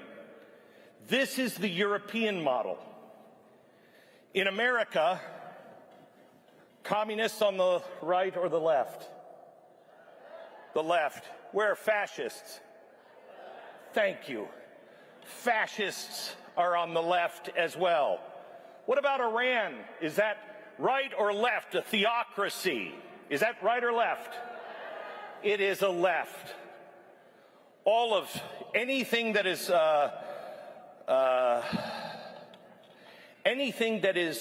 authoritarian in America, and this is what makes us different. It's not like this any place else in the world, because any place else in the world went from king or king, control or control.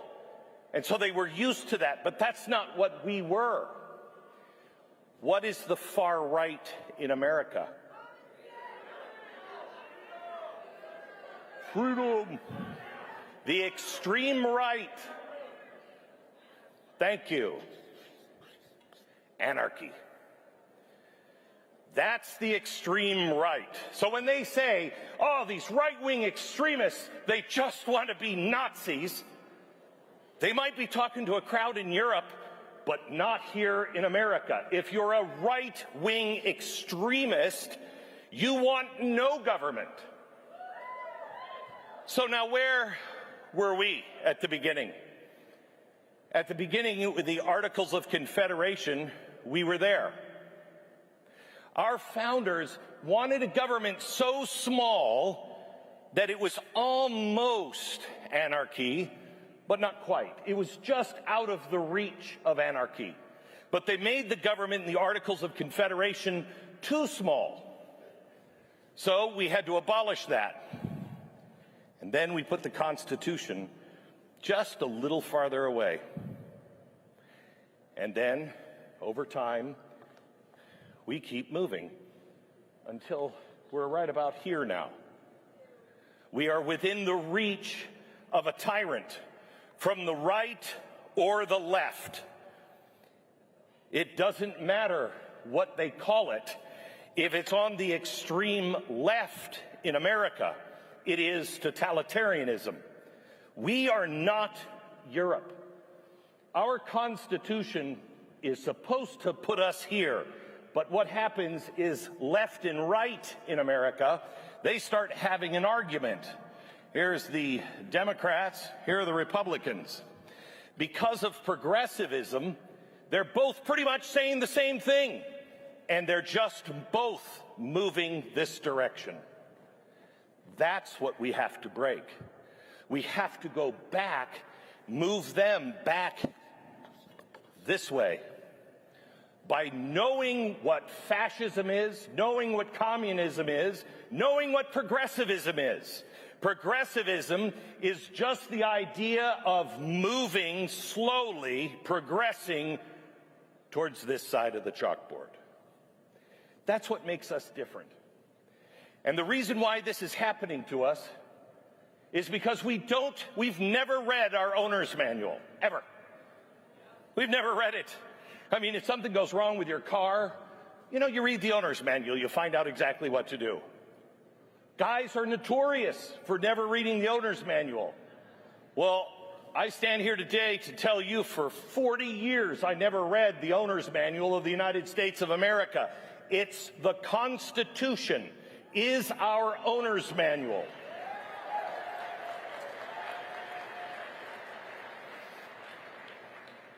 Without that, we're lost.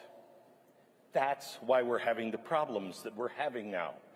We have lent our authority, which we're supposed to do, lend our authority, because the power comes from the people. And we find good people who are supposed to be like us, who swear to protect and defend the Constitution of the United States. They go. But they keep failing us over and over and over again. Why? Because we didn't understand our responsibility and our role for far too long. I'm mainly talking to the people my age and above. This next generation, you are the hero. You are the generation that will come and either destroy it or fix it. And I know you will stand to fix it.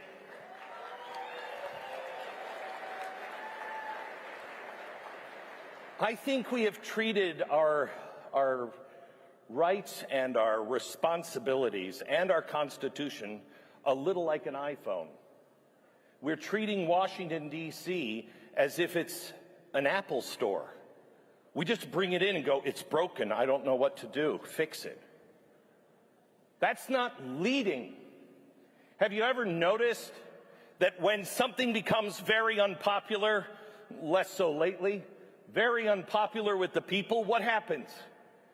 The politicians follow the people because we are the ones with the power. So how much do we know about our Constitution? What do we know? We are not a democracy. We are a... Say it again like you mean it. A democracy is one man. Thank you. Do we have one man, one vote in this country? We do for part one. You, the one man, walks in and votes for one representative.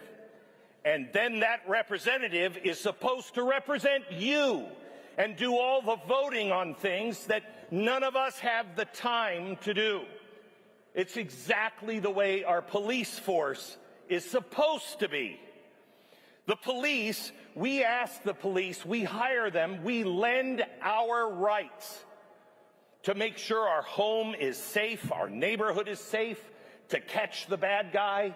We loan them those rights so we can go to work, so we can go to a movie. We can do whatever it is we have to do in life, and the police officer works for us using our rights. Our police, they don't have any more rights than you have. How could they? Their rights that they are exercising to keep law and order come from, say it like you mean it, come from us. They come from us. We cannot forget our role and our responsibility and the roles of those who are supposed to protect and serve us. So, they're supposed to represent us, but they don't. This is the problem in the entire world right now. The entire world seems to be on fire, from Hong Kong to the Netherlands to England. Why?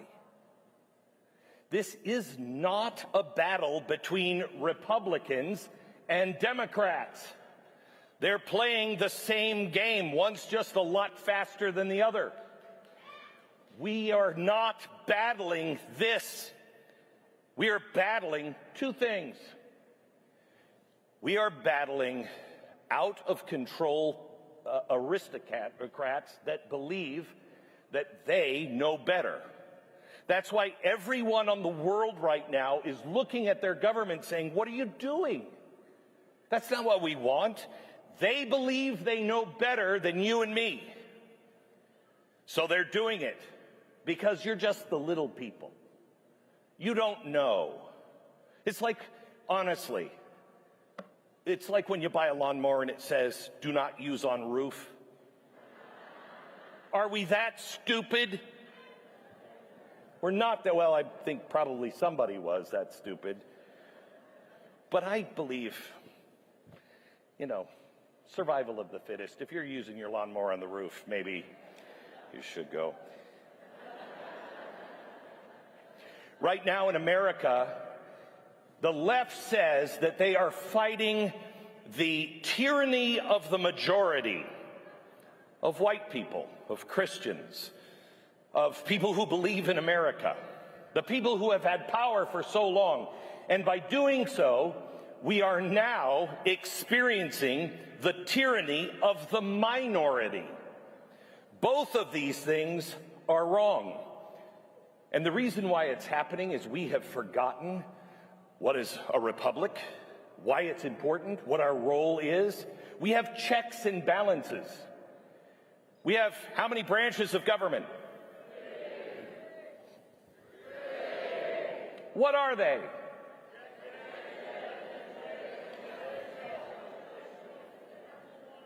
Okay. All right. You didn't get him in the same order, but I'm going to let you slide on that one. Some say there's a fourth branch, and that fourth branch is the media. How is it all four branches have failed? They have all failed because we have failed in our duty.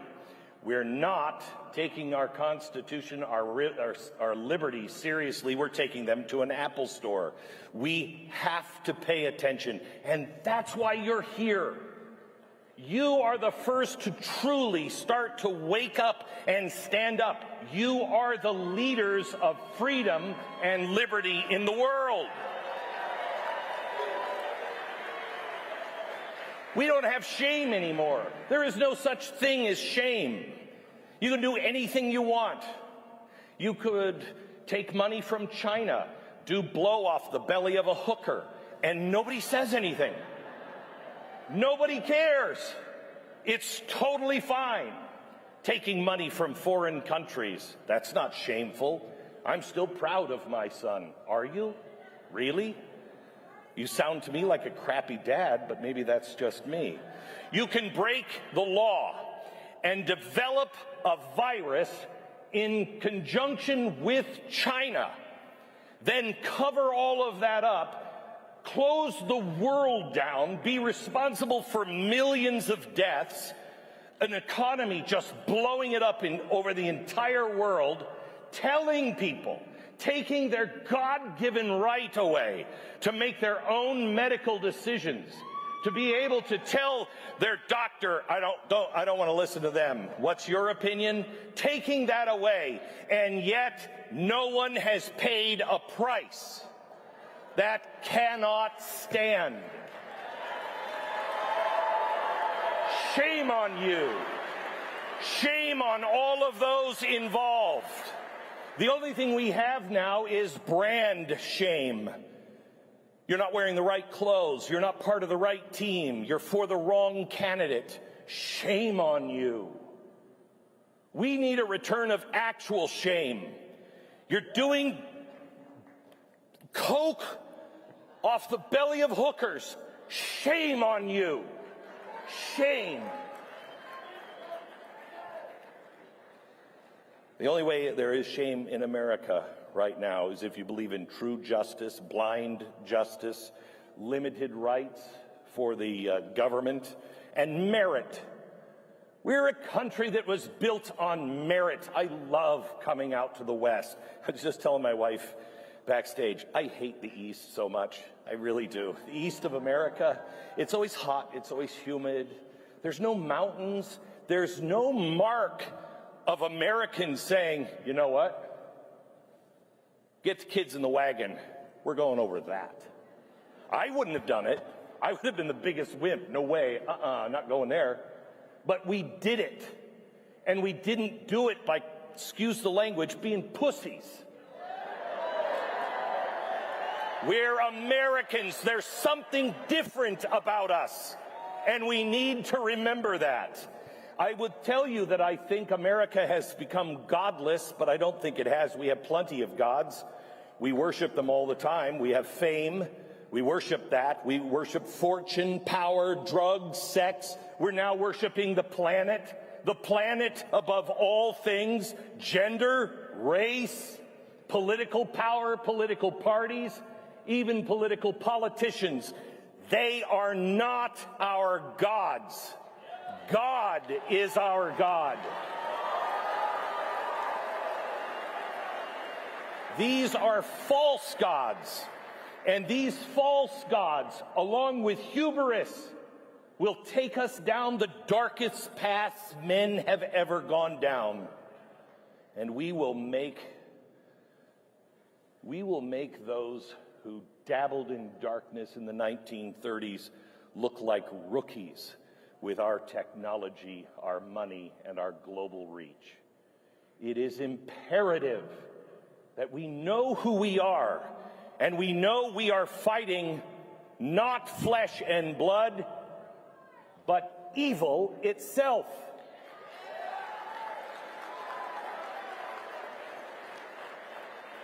And it always starts the same way.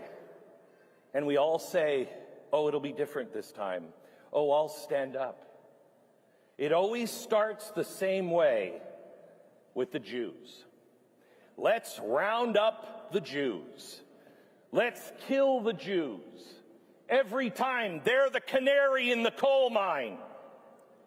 And after they round up the Jews, they come for you.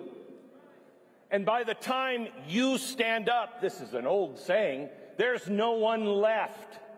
It just continues to eat because it is evil. And it happens by growing the government controls, government agencies that just only answer to themselves, but remember, they're all created for your safety. Then they begin to silence those who disagree. They go and arrest those who won't go along. They shame them, make them into modern-day leopards, cut them off from polite society, banking, jobs, housing. They control history and thus control the future. Sometimes they come disguised as good guys, though. Sometimes they come disguised as messengers of Christ. But it is just a little askew. And those who are paying attention understand. Get behind me, Satan. I understand the concept of false prophets.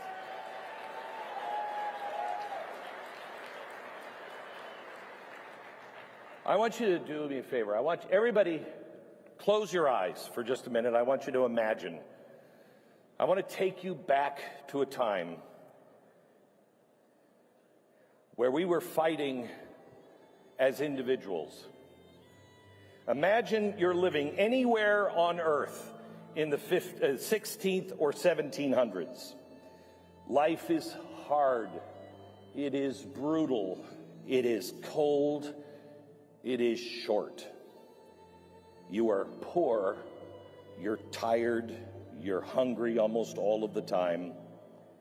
You don't really own anything because the king owns your land.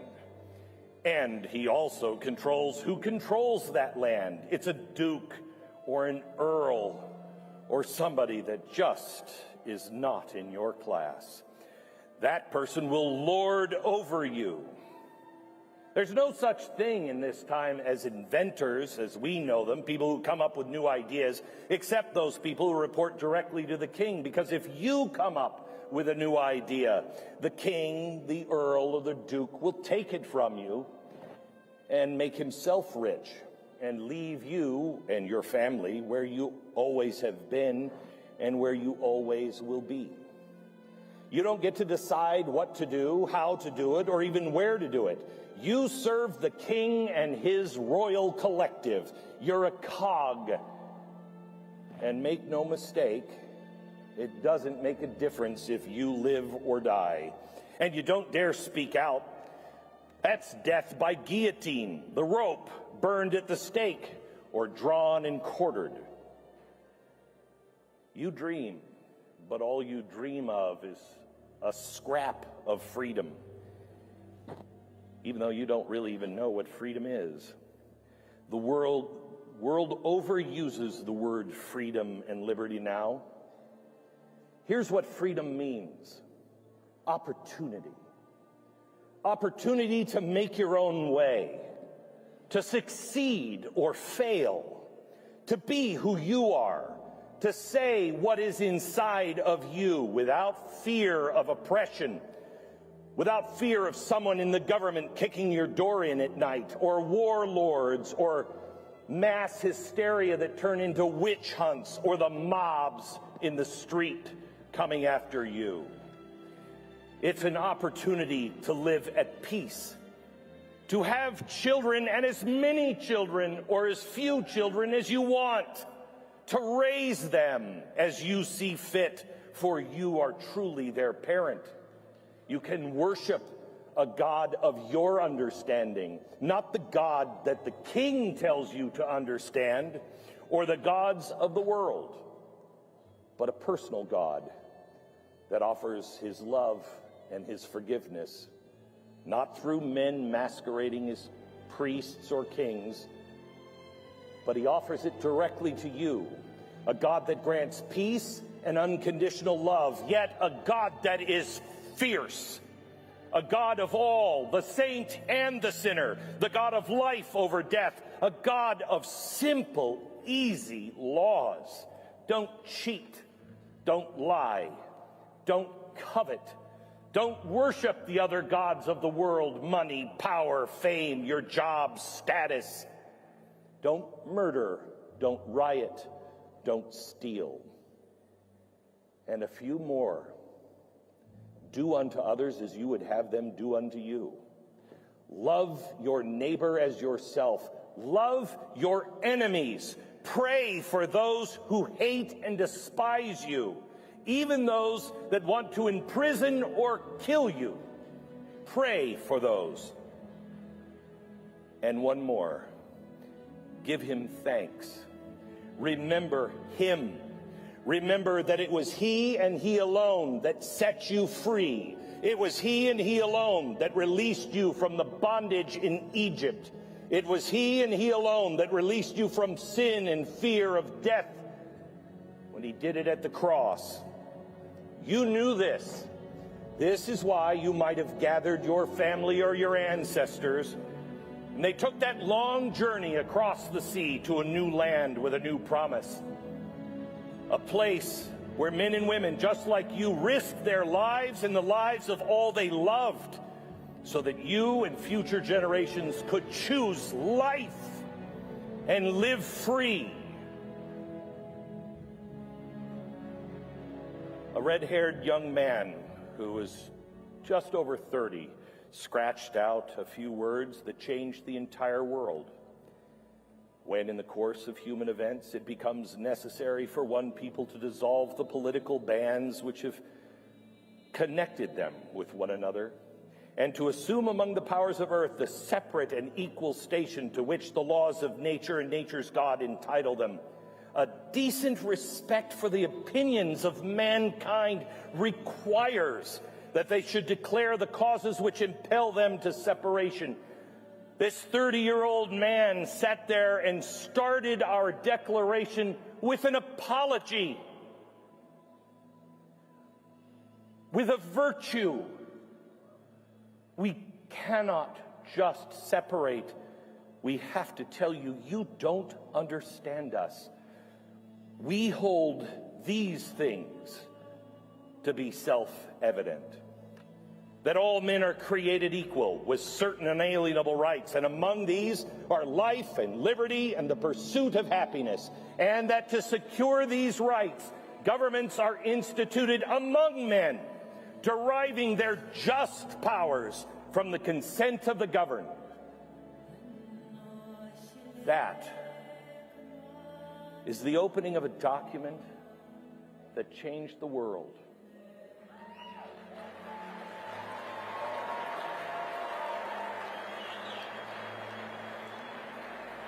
That's why we're here. Stand up. Stand up. Say it with me. We hold these like you mean it. We hold these truths to be self-evident, that all men are created equal with certain unalienable rights, that among these are and that to secure these rights, governments are instituted among, deriving their just powers from the consent. Amen. Amen. Amen. Somebody give me an amen.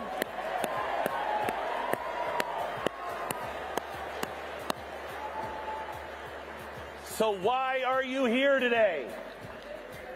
Why are you here? To make a difference, to take a stand. Are you committed to learning the things you only think you know?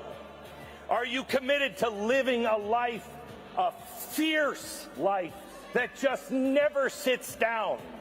Are you prepared to live a life of fierce peace, of fierce love, a life of faith and in hope? Are you committed to standing for what is right, even if you're all alone and the world turns its back on you? Will you stand?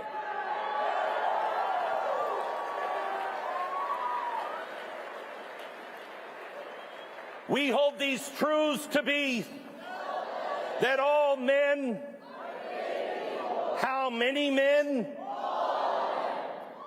And they're endowed by whom? With what? And among them are... One more time, can I get an amen? I want to do one more thing. I brought something with me, and I want to show you. But first, I would like you to watch this video.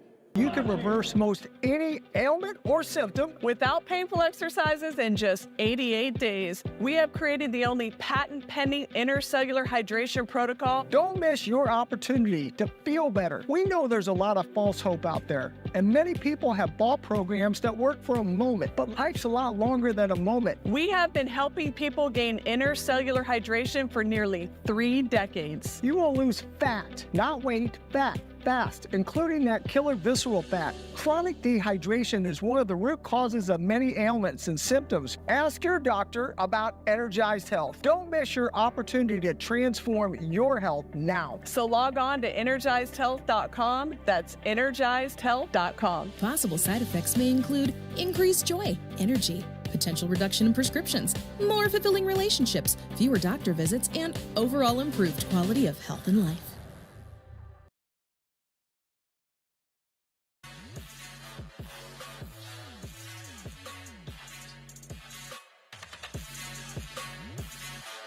It all came together on my birthday, November 20th, 2018, 2 years after my Morphar's passing.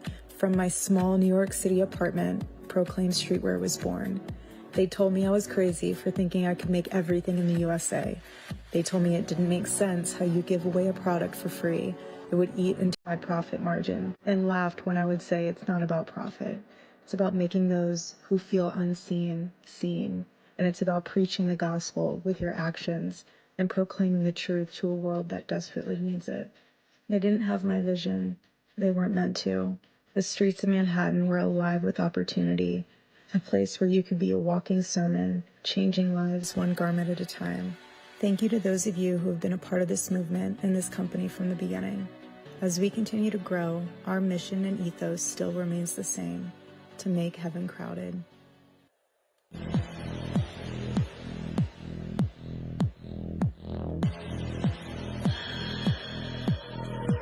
Don't stop.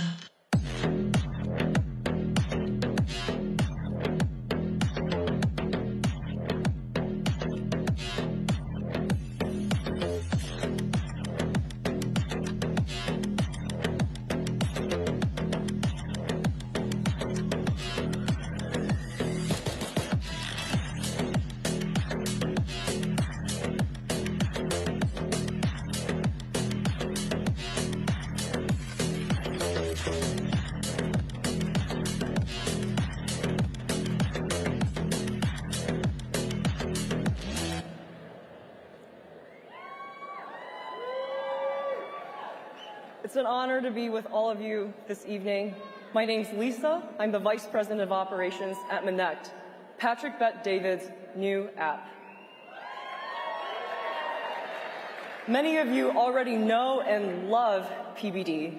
He is someone I greatly admire, and I feel enormously honored to be part of his team building Connect, an app that allows anyone around the world to ask questions and get answers instantly from the people they admire the most.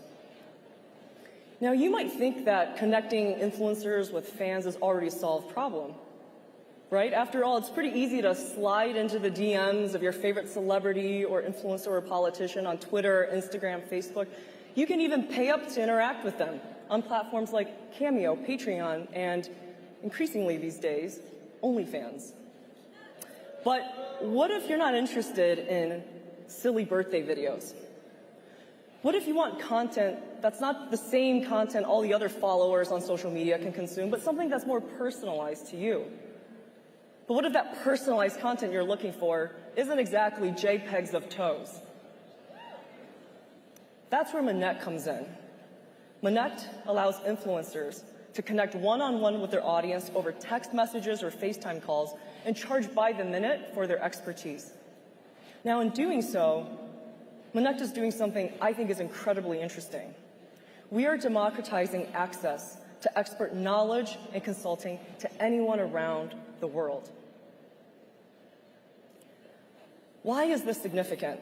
Because the creator economy is a $200 billion industry with a B. And on top of that, management consulting is a $1 trillion global industry. But these are two, in fact, severely underserved markets.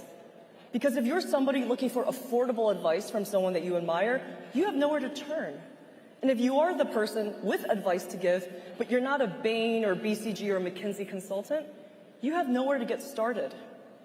We are competing head-on at Monect by empowering anybody with expertise to offer up their services as a consultant to anyone looking for advice or expertise or coaching. And rather than being a large, stodgy corporation with armies of sales reps using clunky tools like Salesforce and Workday, we are a consumer-grade app that's slick, sexy, and fits in the palm of your hand. For our users, they don't have to search for answers on Google. They can get personalized answers and advice from the people they respect and admire the most. They can also stop getting their DMs ignored on platforms like Instagram and Twitter.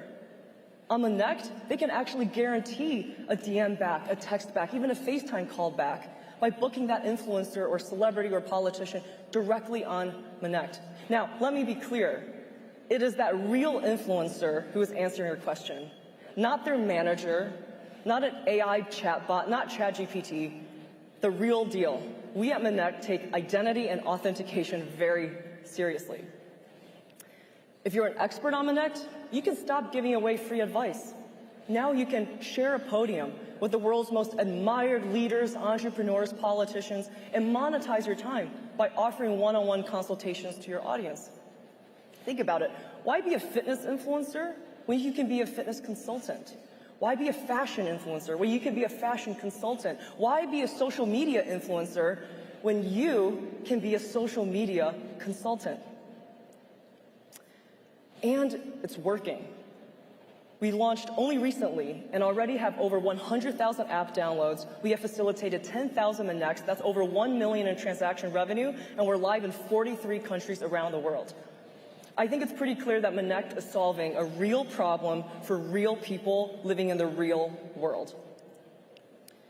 Now, I believe the reason we have gained such strong traction in a short amount of time is that, unlike Cameo, Masterclass, Intro, these other celebrity apps, all of which have plummeted in valuation and have experienced massive layoffs recently, is that our team is laser focused on solving one problem and one problem alone. Helping a person with a genuine question, looking for sincere, honest advice from someone they respect to achieve their goals. On Monect, you can turn any celebrity into your personal mentor in minutes. Our users are not the kind of people who are interested in frivolous birthday videos. Our users are not looking to download yet another app to waste their time endlessly scrolling through a feed of nonsense content. Our users are just like this 25-year-old boy from New York City who is an aspiring entrepreneur in the construction industry. As you can see, he's working as a maintenance tech, making $42 an hour.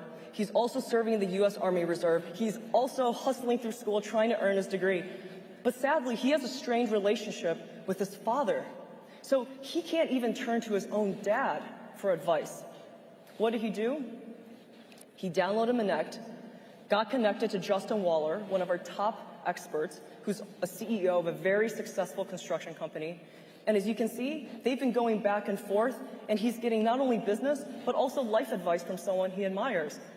This is the exact kind of interaction that is typical on the Connect, and that is what makes me so proud to be building this thing with Patrick Bet-David. The Connect is not about one-off conversations with celebrities. It is an ongoing series of dialogues spanning weeks, if not months, of text and video calls.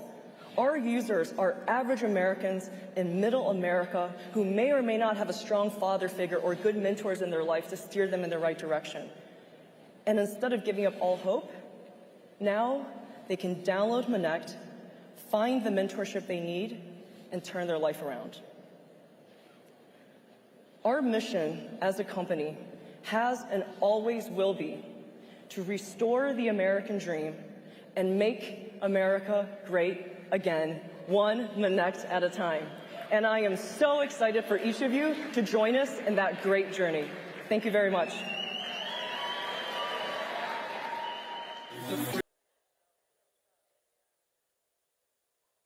One of the most important voices in the world today. You have spent a lot of time researching and speaking to powerful people. Entrepreneur, business builder. I have the best treat of the year so far, Mr. Patrick Bet-David. My man, we're truly messing up with a generation that really cares about what other people think. The choice to make good decisions and bad decisions, that's not going away anytime soon. This stuff drives me insane. During times of crisis, everybody reveals themselves. That's who they are. What's one of the most addicting things? Power. So nothing lasts forever. However, one thing does. Legacy, history, doing something big that's written about and talked about. They want you to do the work, not them. But they'll manipulate millions of people into believing how noble they are. I wear your colors. I'm all in. Let's go.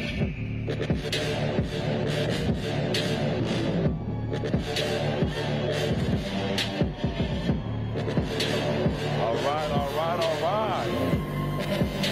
Yes.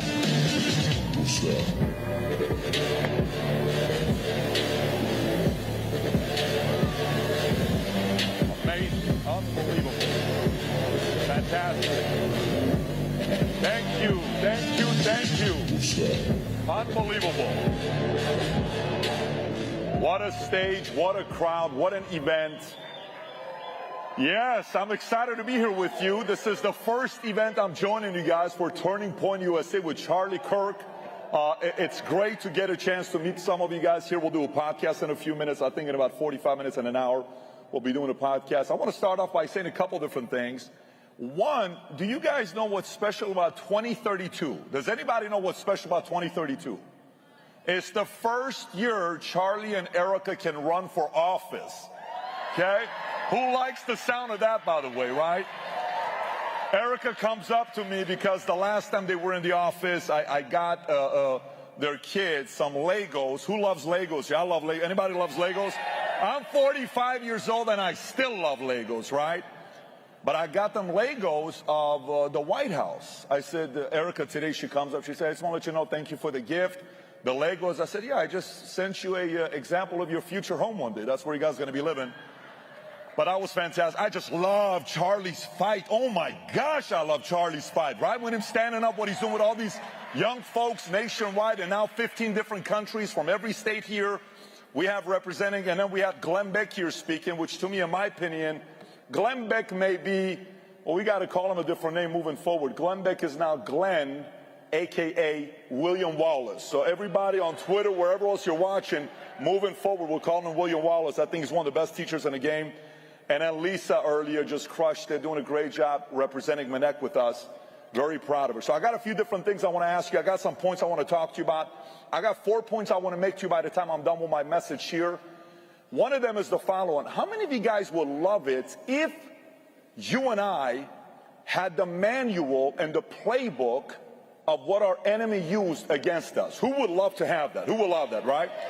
Okay. I'm going to share with you 2 enemies we all have, which we'll talk about. I'll break that down for you. How to go about it with this enemy, and then the challenge to everybody at the end of the talk that I have for everybody here. What you do with it is completely up to you, but I do want to give everybody a challenge here by the time we wrap up. So, having said that, my message, my story.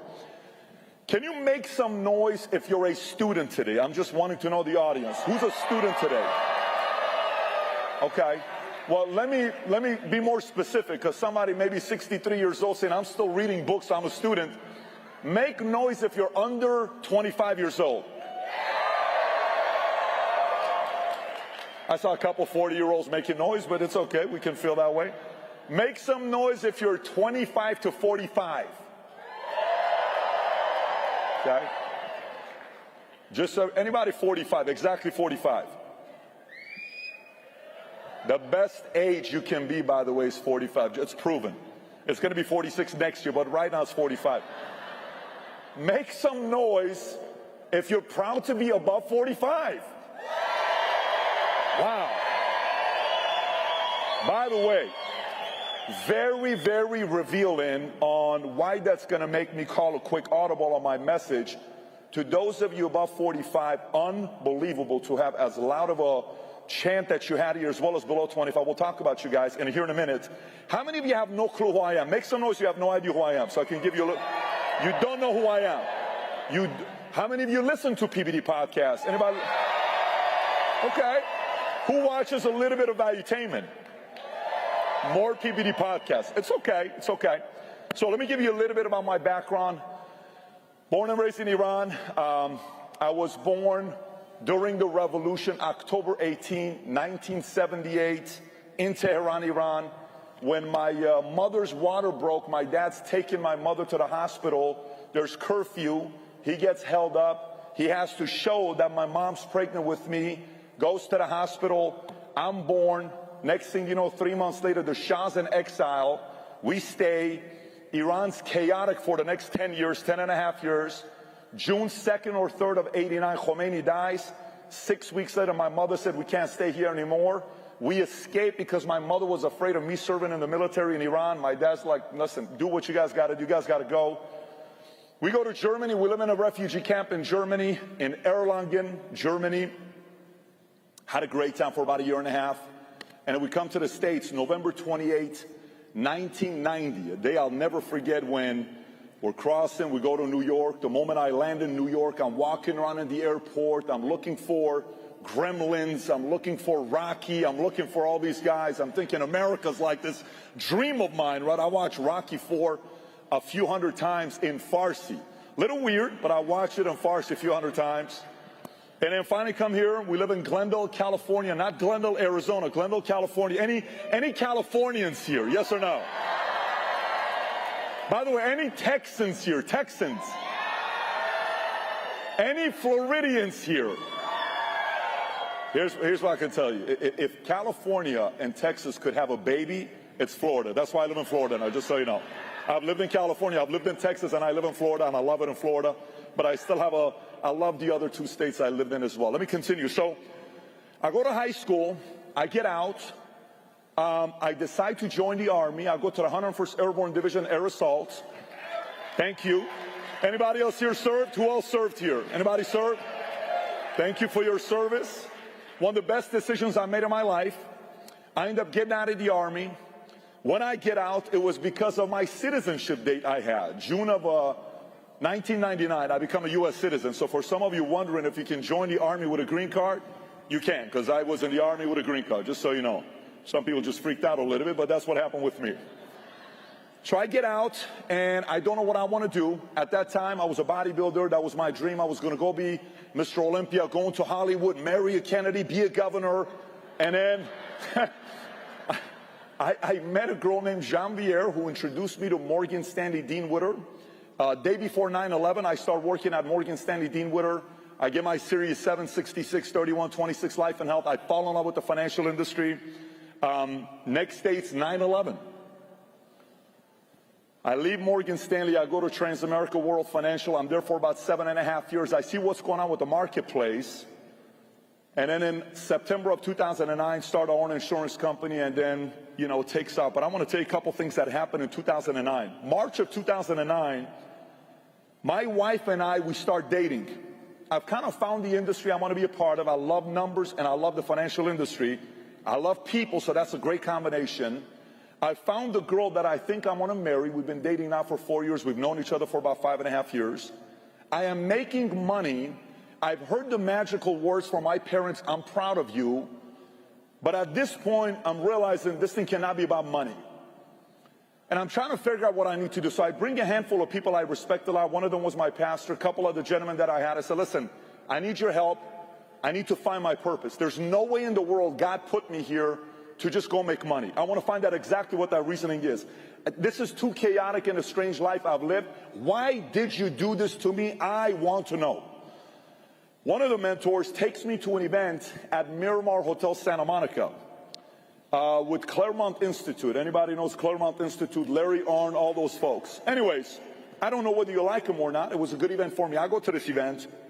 A man named George Will gets up there and speaks, talks about how lawyers are ruining America. Any lawyers in the room? If you know, some of you guys are ruining America, but that's a whole different story. I don't want to digress. And then afterwards I meet, and the gentleman that introduced me says, hey, you know, George, Patrick wants to know what he should commit his life to, what purpose. He says, where are you from? I said, Iran. He says, why don't you go study why so many people around the world come to America? Why do we only call America the American dream, no other place? I leave, and that becomes my obsession. That's March of 29. 3 months later, my wife and I get married on June 26th of 09. 3 weeks, by the way, our youngest daughter was born June 26th on our wedding day, which is kind of like, it's no longer that necessary. Now it's her day. Used to be our anniversary, now it's her day. 3 weeks later, we put an event together. I'm on fire at this time.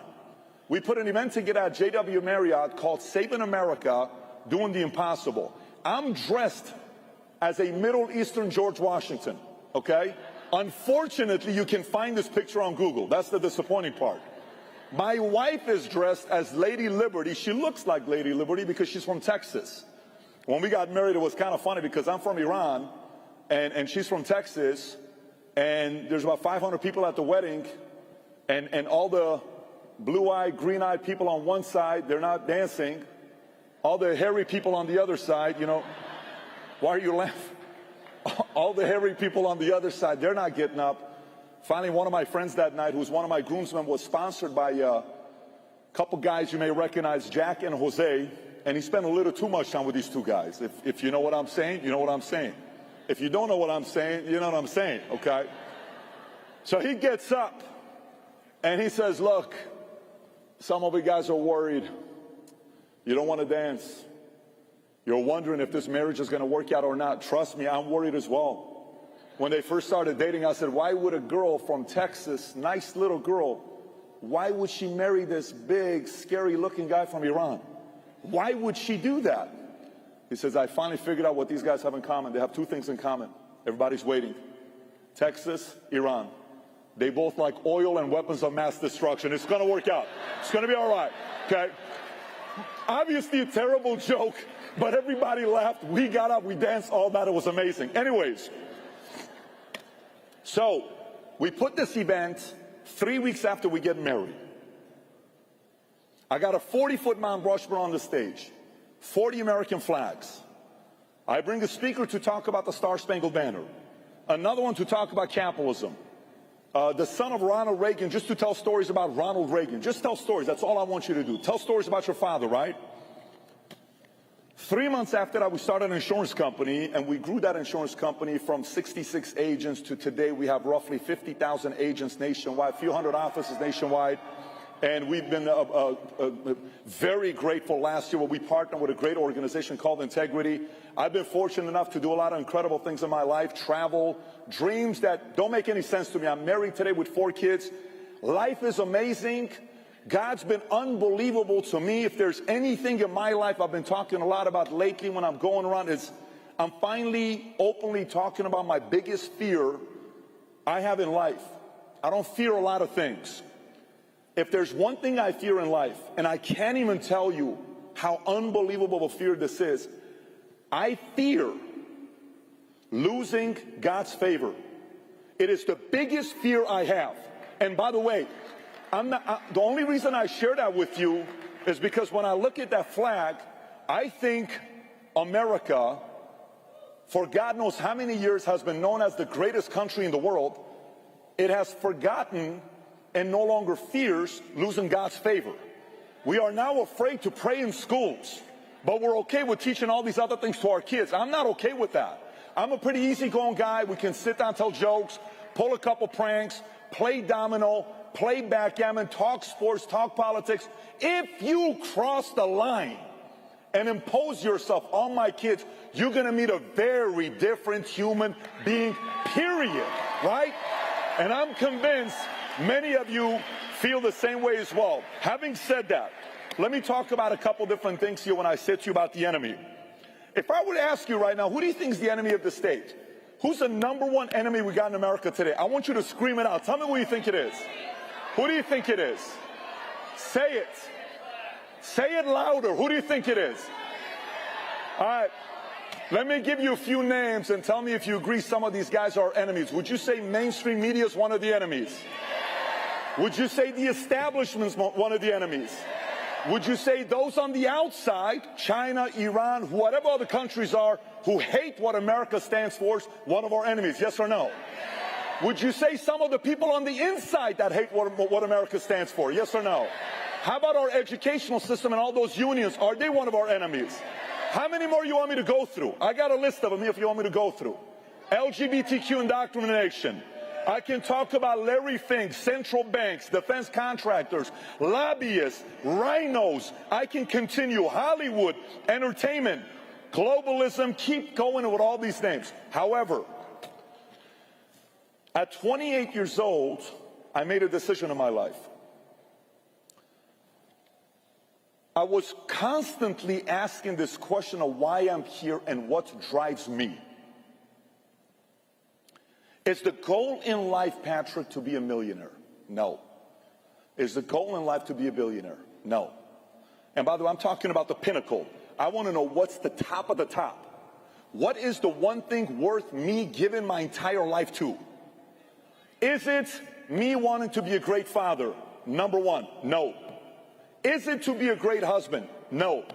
Is it to be a great capitalist? Not the #1. Is it to live a fulfilled life? It's not the #1. Is it to be funny, fun, all that stuff? Not #1. And I kept going through it. All that stuff is great, but it's not my #1. See, what's crazy is a lot of us in here have a lot of people we love. And a lot of you in here have a lot of people that love you. Everybody has that. But there's a very big difference between being loved and being respected and being admired.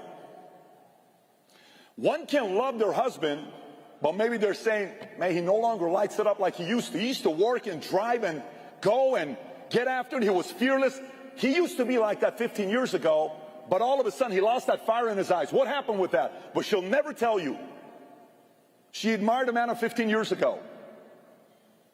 Your parents may love you, but your father, when he looks at you, gives you a look and says, why doesn't my son give his best? I wish I admired my son. But he loves you. There comes a point in your life where you got to say, I want to be loved and I want to be admired. There was nothing in my life more important than being a leader amongst leaders. And when you realize if the #1 is being a leader amongst leaders, does that mean you need to be a great father? Absolutely. Does that mean you need to be a great husband? Absolutely. Great wife? Yes. Great capitalist? Yes. Great contributor to society? Yes. Have a backbone to stand up? Yes. Because the #1 pinnacle in life is what?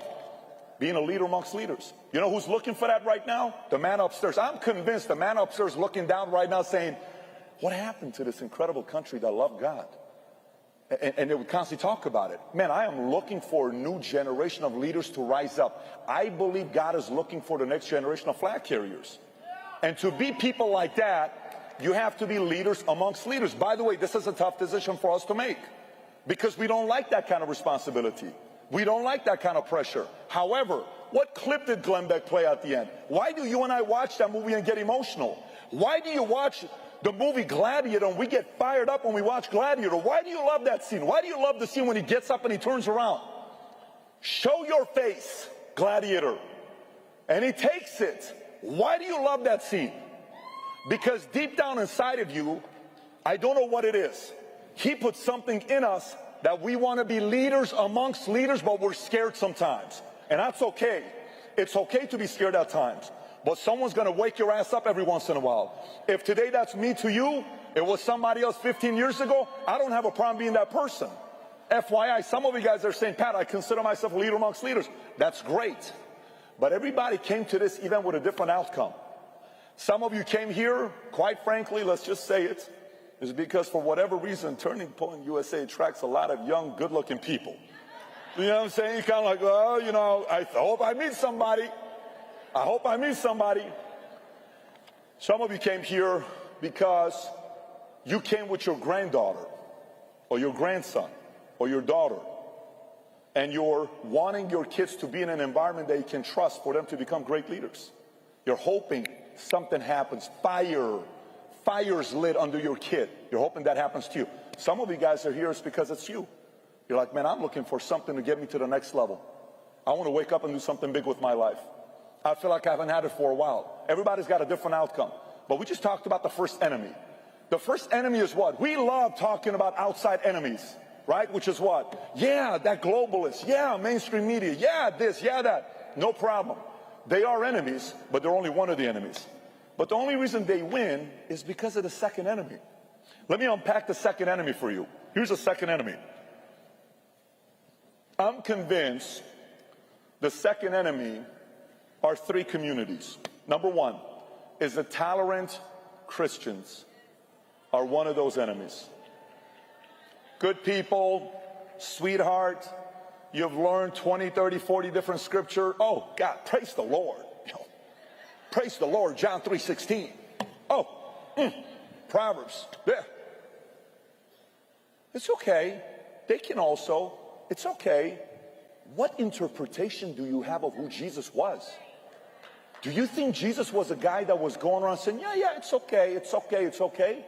Or do you think he stood up and he managed expectations with other people? Are we confused in these churches? Are we confused? So to me, the number one enemy is these tolerant Christians. They're not being called out.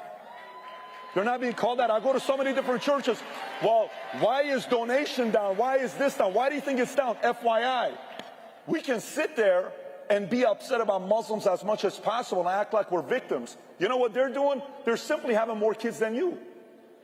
Why are you upset? So can you imagine if somebody says, well, these Muslims, look how they're growing so fast. Just 50 years ago, we were 3 times the size of them, and now they're the same as us. And in the next 30 years, they're going to be running Senate and Congress and governors. Why do you sound like you're scared? Why don't you go have 4, 5, 6, 7, 8 babies? Why do you stop saying lines like the following, where it's like, well, you know, my husband and I, we want to spend 5 years together, and then at 35 years old, we'll think about having a kid, because, you know, it's a lot of work having a kid. What do you think is the biggest juice of life?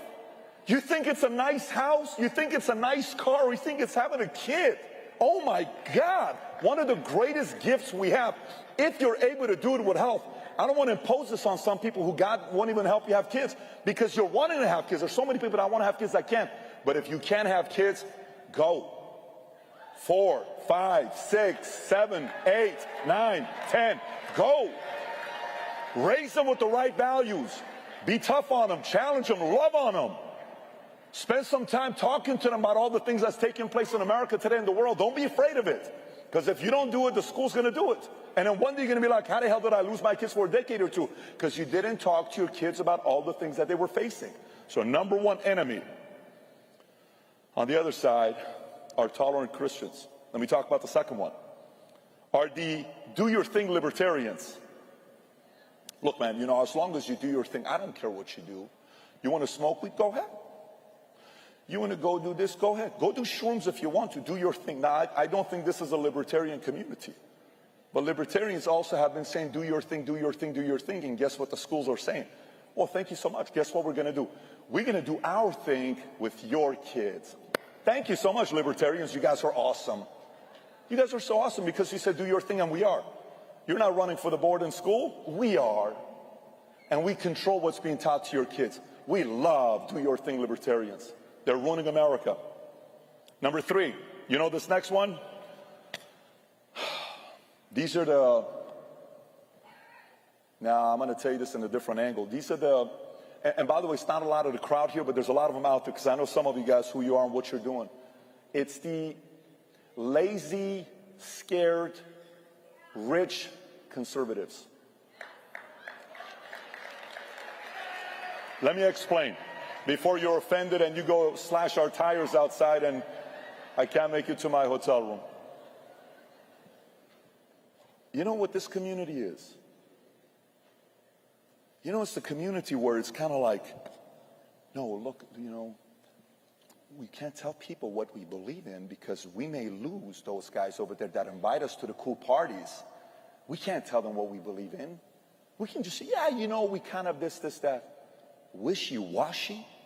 What? What do you stand for? What do you stand for? Do you have a backbone? What do you stand for? By the way, while you're sitting there investing your money in all these other things, Mark Benioff, Jeff Bezos buys WAPO. For how much? $500 million. That's nothing. Time Magazine, a few $100 million. Nothing. LA Times bought for $500 million. Nothing. I may be out by $50 million, but that's nothing to many of the rich Republican billionaires that are in the room or out there. You mean to tell me you couldn't have bought LA Times? You mean to tell me Forbes family sells Forbes to a Chinese company that owns 90% of it and they announced the International Woman of the Year, Hillary Clinton? What? What are we talking about? So you can't go by Forbes? You can't go by Fortune. Why would we buy these types of companies? Because media is communicating the messaging to people. You got to pick up some of these platforms. Well, no, but it's the rate of return. No, it's also a portion of your money needs to be invested in things that's not about a rate of return. It's about what this country's done for you. You got to go and buy some of these platforms so we can persuade and build the next generation. So now, these two enemies, we know. One of them on the outside. Great. Second one is us. If you're always saying it's the enemy, it's the enemy, it's the enemy on the outside, what you're telling the world is you're helpless. And this community, we're not helpless. That's not a language we use. We're doers. Do you understand that? So we cannot use that language when we're going out there. Let me continue. Next part. Next part. I think we have to do a better job selling our values and principles. Charlie does a great job selling it. I think he's one of the best. He's fantastic. Ilana's doing it in his own way. Others are doing it in their own way. We need to get better at selling some of the values and principles that we have because our values and principles are proven. The way we raise kids, the way we raise communities, the way we built, U.S., a brand spanking new startup country, 1776, into the greatest country in the world. How do we do this? China had been around with a couple thousand years. Iran been around for 2,500 years. We do a brand spanking new startup called United States of America. Yes, our ideas are proven. Everybody else works for our companies. They work for our companies. Walmart employs nearly 3 million people worldwide. I think 2 million is here, another million's outside of here. We create jobs for others. We need to tell that story better. We're getting better, but we're not there yet. Now, a couple other things. How many of you love bullies? Who loves bullies? How many of you love bullies? How many of you know there are certain bullies right now that we're dealing with? Yes or no? There's two rules I got with my kids when it comes down to bullies. We don't bully other people, but we also don't get bullied. However, COVID was obviously a terrible event that took place. One life lost is one too many, okay? However, let's set that aside. COVID was also maybe one of the best events that took place if you look at it from the perspective of knowing the playbook the enemy wanted to use against you. So, they all of a sudden went like this with their hand, and they were shameless about it. And if we saw their hand and we don't do anything about it, whose fault is it? So now here's a mistake we typically make. If you're a Christian, we tend to be very forgiving. We have something called grace, right? We're forgiven. We have grace. Well, so it's okay, let's just move on. We need accountability. We need to find out what happened. We need to find out if they did the right thing or not. We need to find out what happened with Fauci. I simply want accountability. We need to find out what China did. Why are we forgetting about the fact what happened with Wuhan? I simply want accountability. Because without accountability, you know what you're telling the world? You know what you're telling the world when there's no accountability? It's like if your kid does something and there's no punishment, guess what you're telling them? You can do it again and again and again. That's what we're teaching everybody. There is no accountability. This concept about being afraid of some of these companies going out of business, they need to go out of business. Anybody knows what a zombie company is? A zombie company is companies that only survive by borrowing money. If they don't keep borrowing money, they don't pay operating expenses or nothing. So they go out of business if they don't borrow, okay? In 1997, only 1% of companies in America were zombie companies. You know what the number is today? 25%. 25% of companies in America are simply surviving by constantly borrowing money. Let them go out of business. Let them go out of business. Let the right people operating the right businesses. We need to kind of talk about some of these companies that are not doing it right. I'm sorry, you're not a good operator. Go work for the other guy. You're not meant to be a founder. You're not meant to be a CEO. You're meant to be an executive in the other guy's company. You're still going to make money, but it's a different mindset to be an operator. That's the part of accountability. Nope, but we're afraid for people to fail. The whole concept about capitalism is 4 things. Freedom to buy, freedom to sell, freedom to try, and what's the last one? Freedom to fail. They got to fail. If they don't fail, there is no capitalism. So we have to sit there and say, listen, these guys that are making it, that's totally fine, but watch this. Let's talk about these bullies. The one thing about bullies is the following. What most people don't realize about bullies is, so imagine you talk to a bully, and here's what a bully tells you. If you do that, I'm going to whoop your ass. If you do that, I'm going to call all my guys to come after you. They're around the corner. And you're like, oh my God, I'm so sorry. I'm so sorry. Please don't do anything. Yeah, I'm so sorry. Okay, I'm so sorry. And then all of a sudden, sometimes you tell the bully to phone. You say that one more time, I'm going to get the guys. I got 20 people around the corner waiting to whoop your ass. And you just say, call them. Call them. What do you mean? Matter of fact, let's go find your 20 guys. Let's go together around the corner. You ready? Let's go. Well, what do you mean? But maybe they're not there right now. Because you're bullshitting me, guy. There is no other person behind you. Your argument isn't that valid of an argument. Bullies aren't as tough as people think they are. But they're very good at selling you on that concept. They're very good at convincing you they're powerful. They're not. So watch this. What method do they use? So why are so many people scared to sell their values and principles to others? Here's why. The game plan they use is shame. Glenn talked about it briefly earlier. They'll shame you. So people are like, well, what if they find out that I got a DUI 22 years ago? And what if they find out that I filed bankruptcy? Then what if they find out? What if they find out? What if they find out? What if they find out? And then all of a sudden you'll catch yourself living this life. You know what this life is? Handcuffs and shackles, because you're afraid of shame. And you have this notion in your life that you're supposed to live a perfect life. I'm not living a perfect life. I'm trying to live a magical life and doing my best to improve. But by them doing this to you, and the reason why what Donald Trump did that was very unique, is he said, what do you want to shame me with? Go ahead. Boom, he put it back on them. Boom, he put it back on them. Boom, he put it back on them. Boom, he put it back on them. Like, what am I going to do with this guy? Character assassination, financial assassination. What's left in this playbook? We've done everything to this guy, and he would stand up right there. And some people started realizing, maybe I need to just stand up. So they'll use shame against you. They'll use guilt. They'll use apathy. They'll use grief, anger, distracting you, judgment, constantly, every one of those things. And you'll sit there and say, eventually, you know what? I'm not doing it. So imagine if there's a press conference. Let's just say you're running for office. I'm going to paint a picture to you. Watch this one here. So all this stuff that's going on, they're embarrassing you. Every article. Negative, defamation of character nonstop. And this one reporter's asking a question. I'm sorry, what's your name? Mary Jane. Fantastic. Mary Jane, all these things you're challenging me on for my lack of perfection in my life, fair, you can keep doing that. Can I ask the audience a question? Yes. And you look dead at the camera. And he said, anybody who ever went to high school with Mary Jane Anybody who has any dirt on Mary Jane, anybody who was ever Mary Jane's ex, anything that Mary Jane ever did in the past, finances, stole money from you, maybe you're a cousin, your niece, you're all this stuff, whatever dirt you have on her that she backstabbed you, odds are, Mary Jane, there's somebody that hates you. Can you please start sharing some of that information with us on Twitter? Can you do that? And then she's like, no, you can't say that. I'm not trying to say that.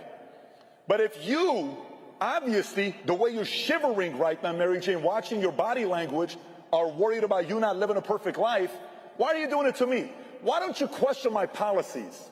What do you not like about my policies? Let's debate it. What do you not like about my ideas? Let's debate it. But if we're going to have this argument of whether you walk on water or I do, neither one of us are qualified. So knock it off and let's move on. Can we do that?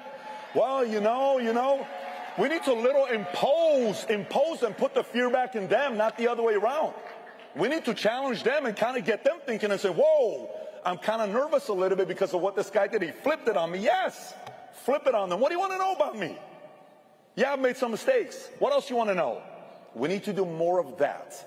This concept of being perfect. And by the way, we have a couple candidates. Won't mention them. One of them I like a lot. But unfortunately, the reason why his campaign doesn't do well is because he has this idea of walking on eggshells. He has to be perfect. And guess who doesn't relate to him? The American voter. I'm sorry to say this to you. Some of you guys say, I don't know who you're for. We have some candidates that walk on eggshells. They just want to be sold as a perfect candidate. I remember one time I won a flight back with Bill O'Reilly. This is 2012. This is when he was doing the stuff with Dennis Miller. I'm going from Burbank to Vegas for a convention. Bill O'Reilly sitting right next to me. I'm like, Bill, what happened with Romney and Obama? He said, I'll tell you a story about what happened with Romney and Obama. So what's that? He says, we called both camps and we said, guys, you're not going to get elected if you don't come on Fox. And Romney's camp said no, they didn't come on. But Obama's campaign manager called me back and we had a conversation together and says, what did the campaign manager say? He says, the campaign manager said, it's done. Bill is like, no, it's not. If you don't bring Obama on the show, you guys are not winning. He says, it's over. He says, what do you mean it's over? He says, well, he had a shot. The shot was on the second debate. Do you remember when Obama went down on the second debate and Romney came up? He says the third debate, apparently his marketing team or whatever his campaign manager told him, you're not getting the single woman's vote. You were a little too tough on Obama and they don't like it. Change your approach. He says the moment he fell for those consultants, he failed. It was over with. You know how many candidates we got that they're listening to consultants? You know what America wants to know about? What do you stand for? Tell me what you stand for. The consultant's not running. What are you running for? I like talking to Vivek because I feel like Vivek's talking to me. I like talking to certain candidates because I feel like they're talking to me. You talk to the establishments like the talking point. Here's the 17 points to hit. Here's the script. Here's the line. Here's the this. Dude, we don't want a robot as a president. We want a real human being that I can relate to and I can say, this guy's going to get it done. I'm not expecting perfection out of you, but I want you to be a leader and get it done. That's what we want as Americans. At least that's what I believe we want as Americans. So, if the standard you're willing to take here tonight when we leave is wanting to be a leader amongst leaders, there's a couple things we got to be thinking about. Number one, anticipation. 2024 is going to be very chaotic. It's going to be weird. There's some weird movies coming out. How many guys saw the recent movie Leave the World Behind? Anybody saw that movie there? Oh, okay. Yeah, you know all these. Am I watching a movie or is this a documentary realistic thing? And then I'm seeing Mark Zuckerberg just spent $100 million building a house in Hawaii with a nuclear bunker. What does he know that the rest of the world doesn't know about? Talk about the timing. Oh, accidentally, coincidentally, a week after that movie comes out, a new movie comes out. What's the name of that movie? Civil War. Leave the world behind. Our power grid in America hasn't been updated. 75% of it hasn't been updated in 50 years. And you're kind of talking about that. Then you're pinning whites against blacks. There's a line in the movie that says, Dad, you know if something goes down, we can't trust these white people. I know that's something both you and Mom agree on. Why do you put that line in the movie, Barack? And you were helping with the script. Why would you put that in the movie? Why would you put that in the movie? Barack, weren't you the same guy that gave a talk at the DNC in 2004 about bringing people together? What happened to that guy when he gave that speech? By the way, there's something that our brand by Tim and PBD podcast is slightly different in. Here's what it is. I like talking to everybody.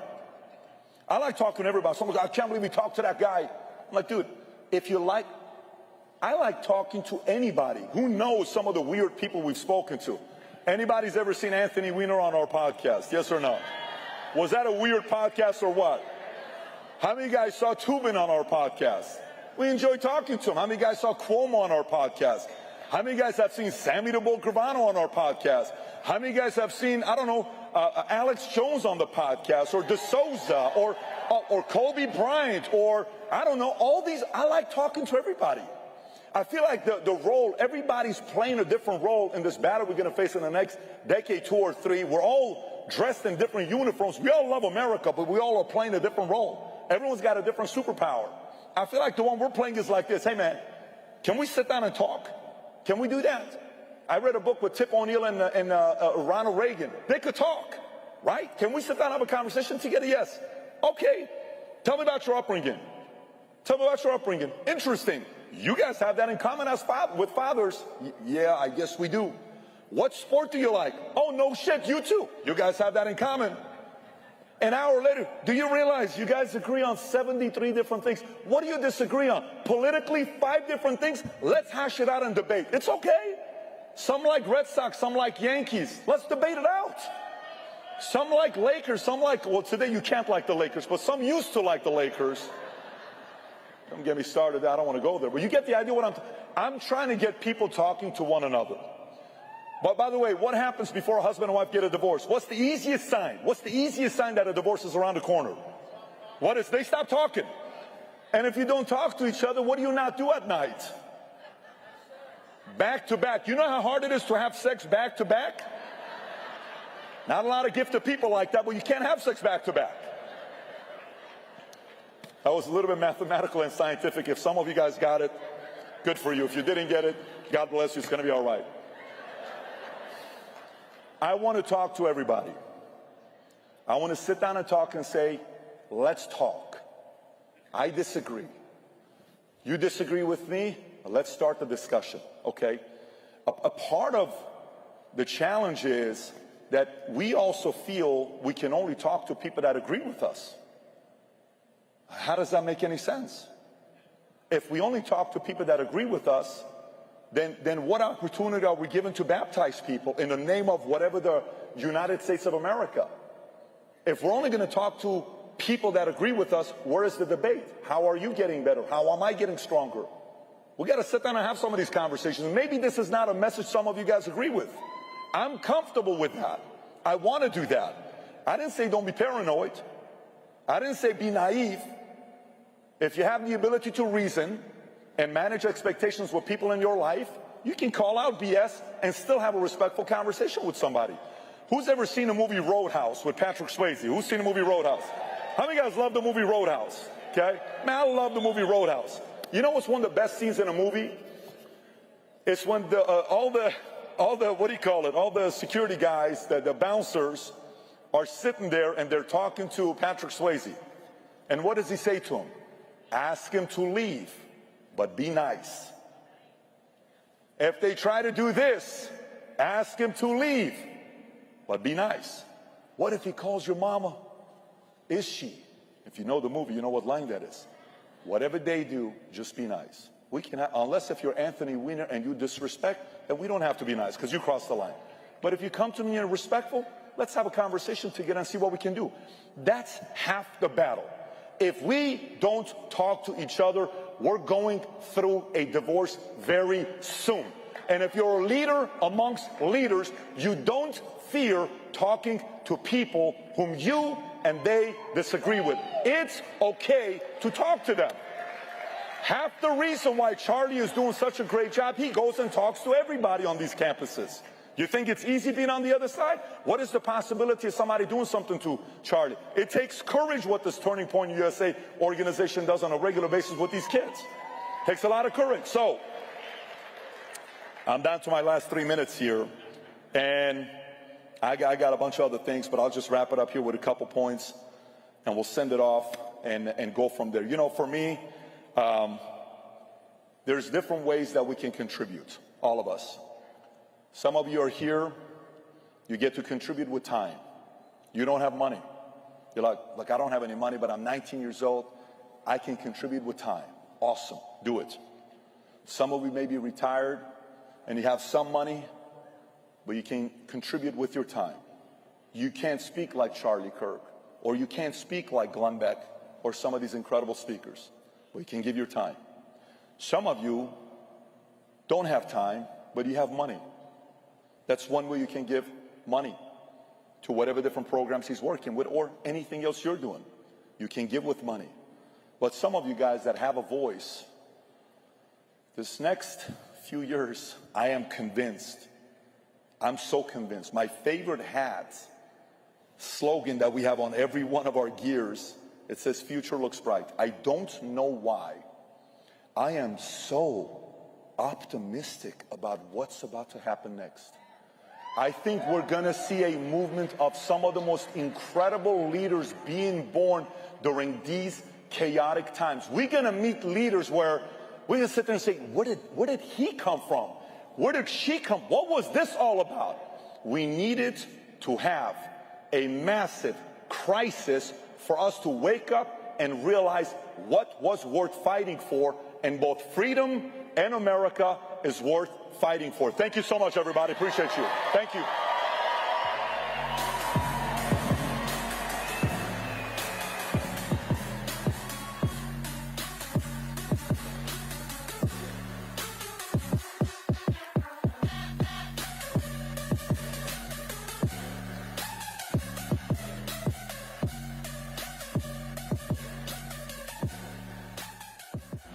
They say there's nothing in the world as powerful as an idea whose time has come. When the Heritage Foundation was founded, the idea was simple: empower principled conservatives and build a battleship for a new conservative movement. But 50 years later, those conservatives have inspired a new generation, and that battleship, now powered by 500,000 of our closest friends, has scored public policy victories never thought possible before. The Heritage Foundation has become the space for conservatives to meet, strategize, organize, and come out fighting again. All on behalf of the only special interest in Washington that matters to us, the American people.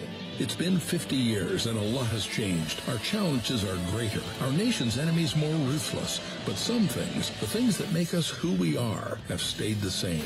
Our heritage is believing parents have a say in their kids' education. Our heritage is understanding that when we give up the right to life, we give up everything. Our heritage is protecting free and fair elections and knowing a broken southern border when we see it. Our heritage is refusing to drown our grandchildren in senseless government debt. Our heritage is telling corrupt foreign governments, woke corporations, and leftist bureaucrats that they belong in the backseat, because heritage is what we're given, but it's also what we'll pass on to future generations. And that's an idea whose time has come. All right, everybody, what a great first night. Wasn't that amazing? So, two announcements. Number one, we have an amazing country concert for you tonight in just a little bit, so make sure you come there. And then we have a straw poll that we're doing that we're going to be emailing you out. So go get some food and come back for the concerts tonight, and God bless you guys. Thank you so much.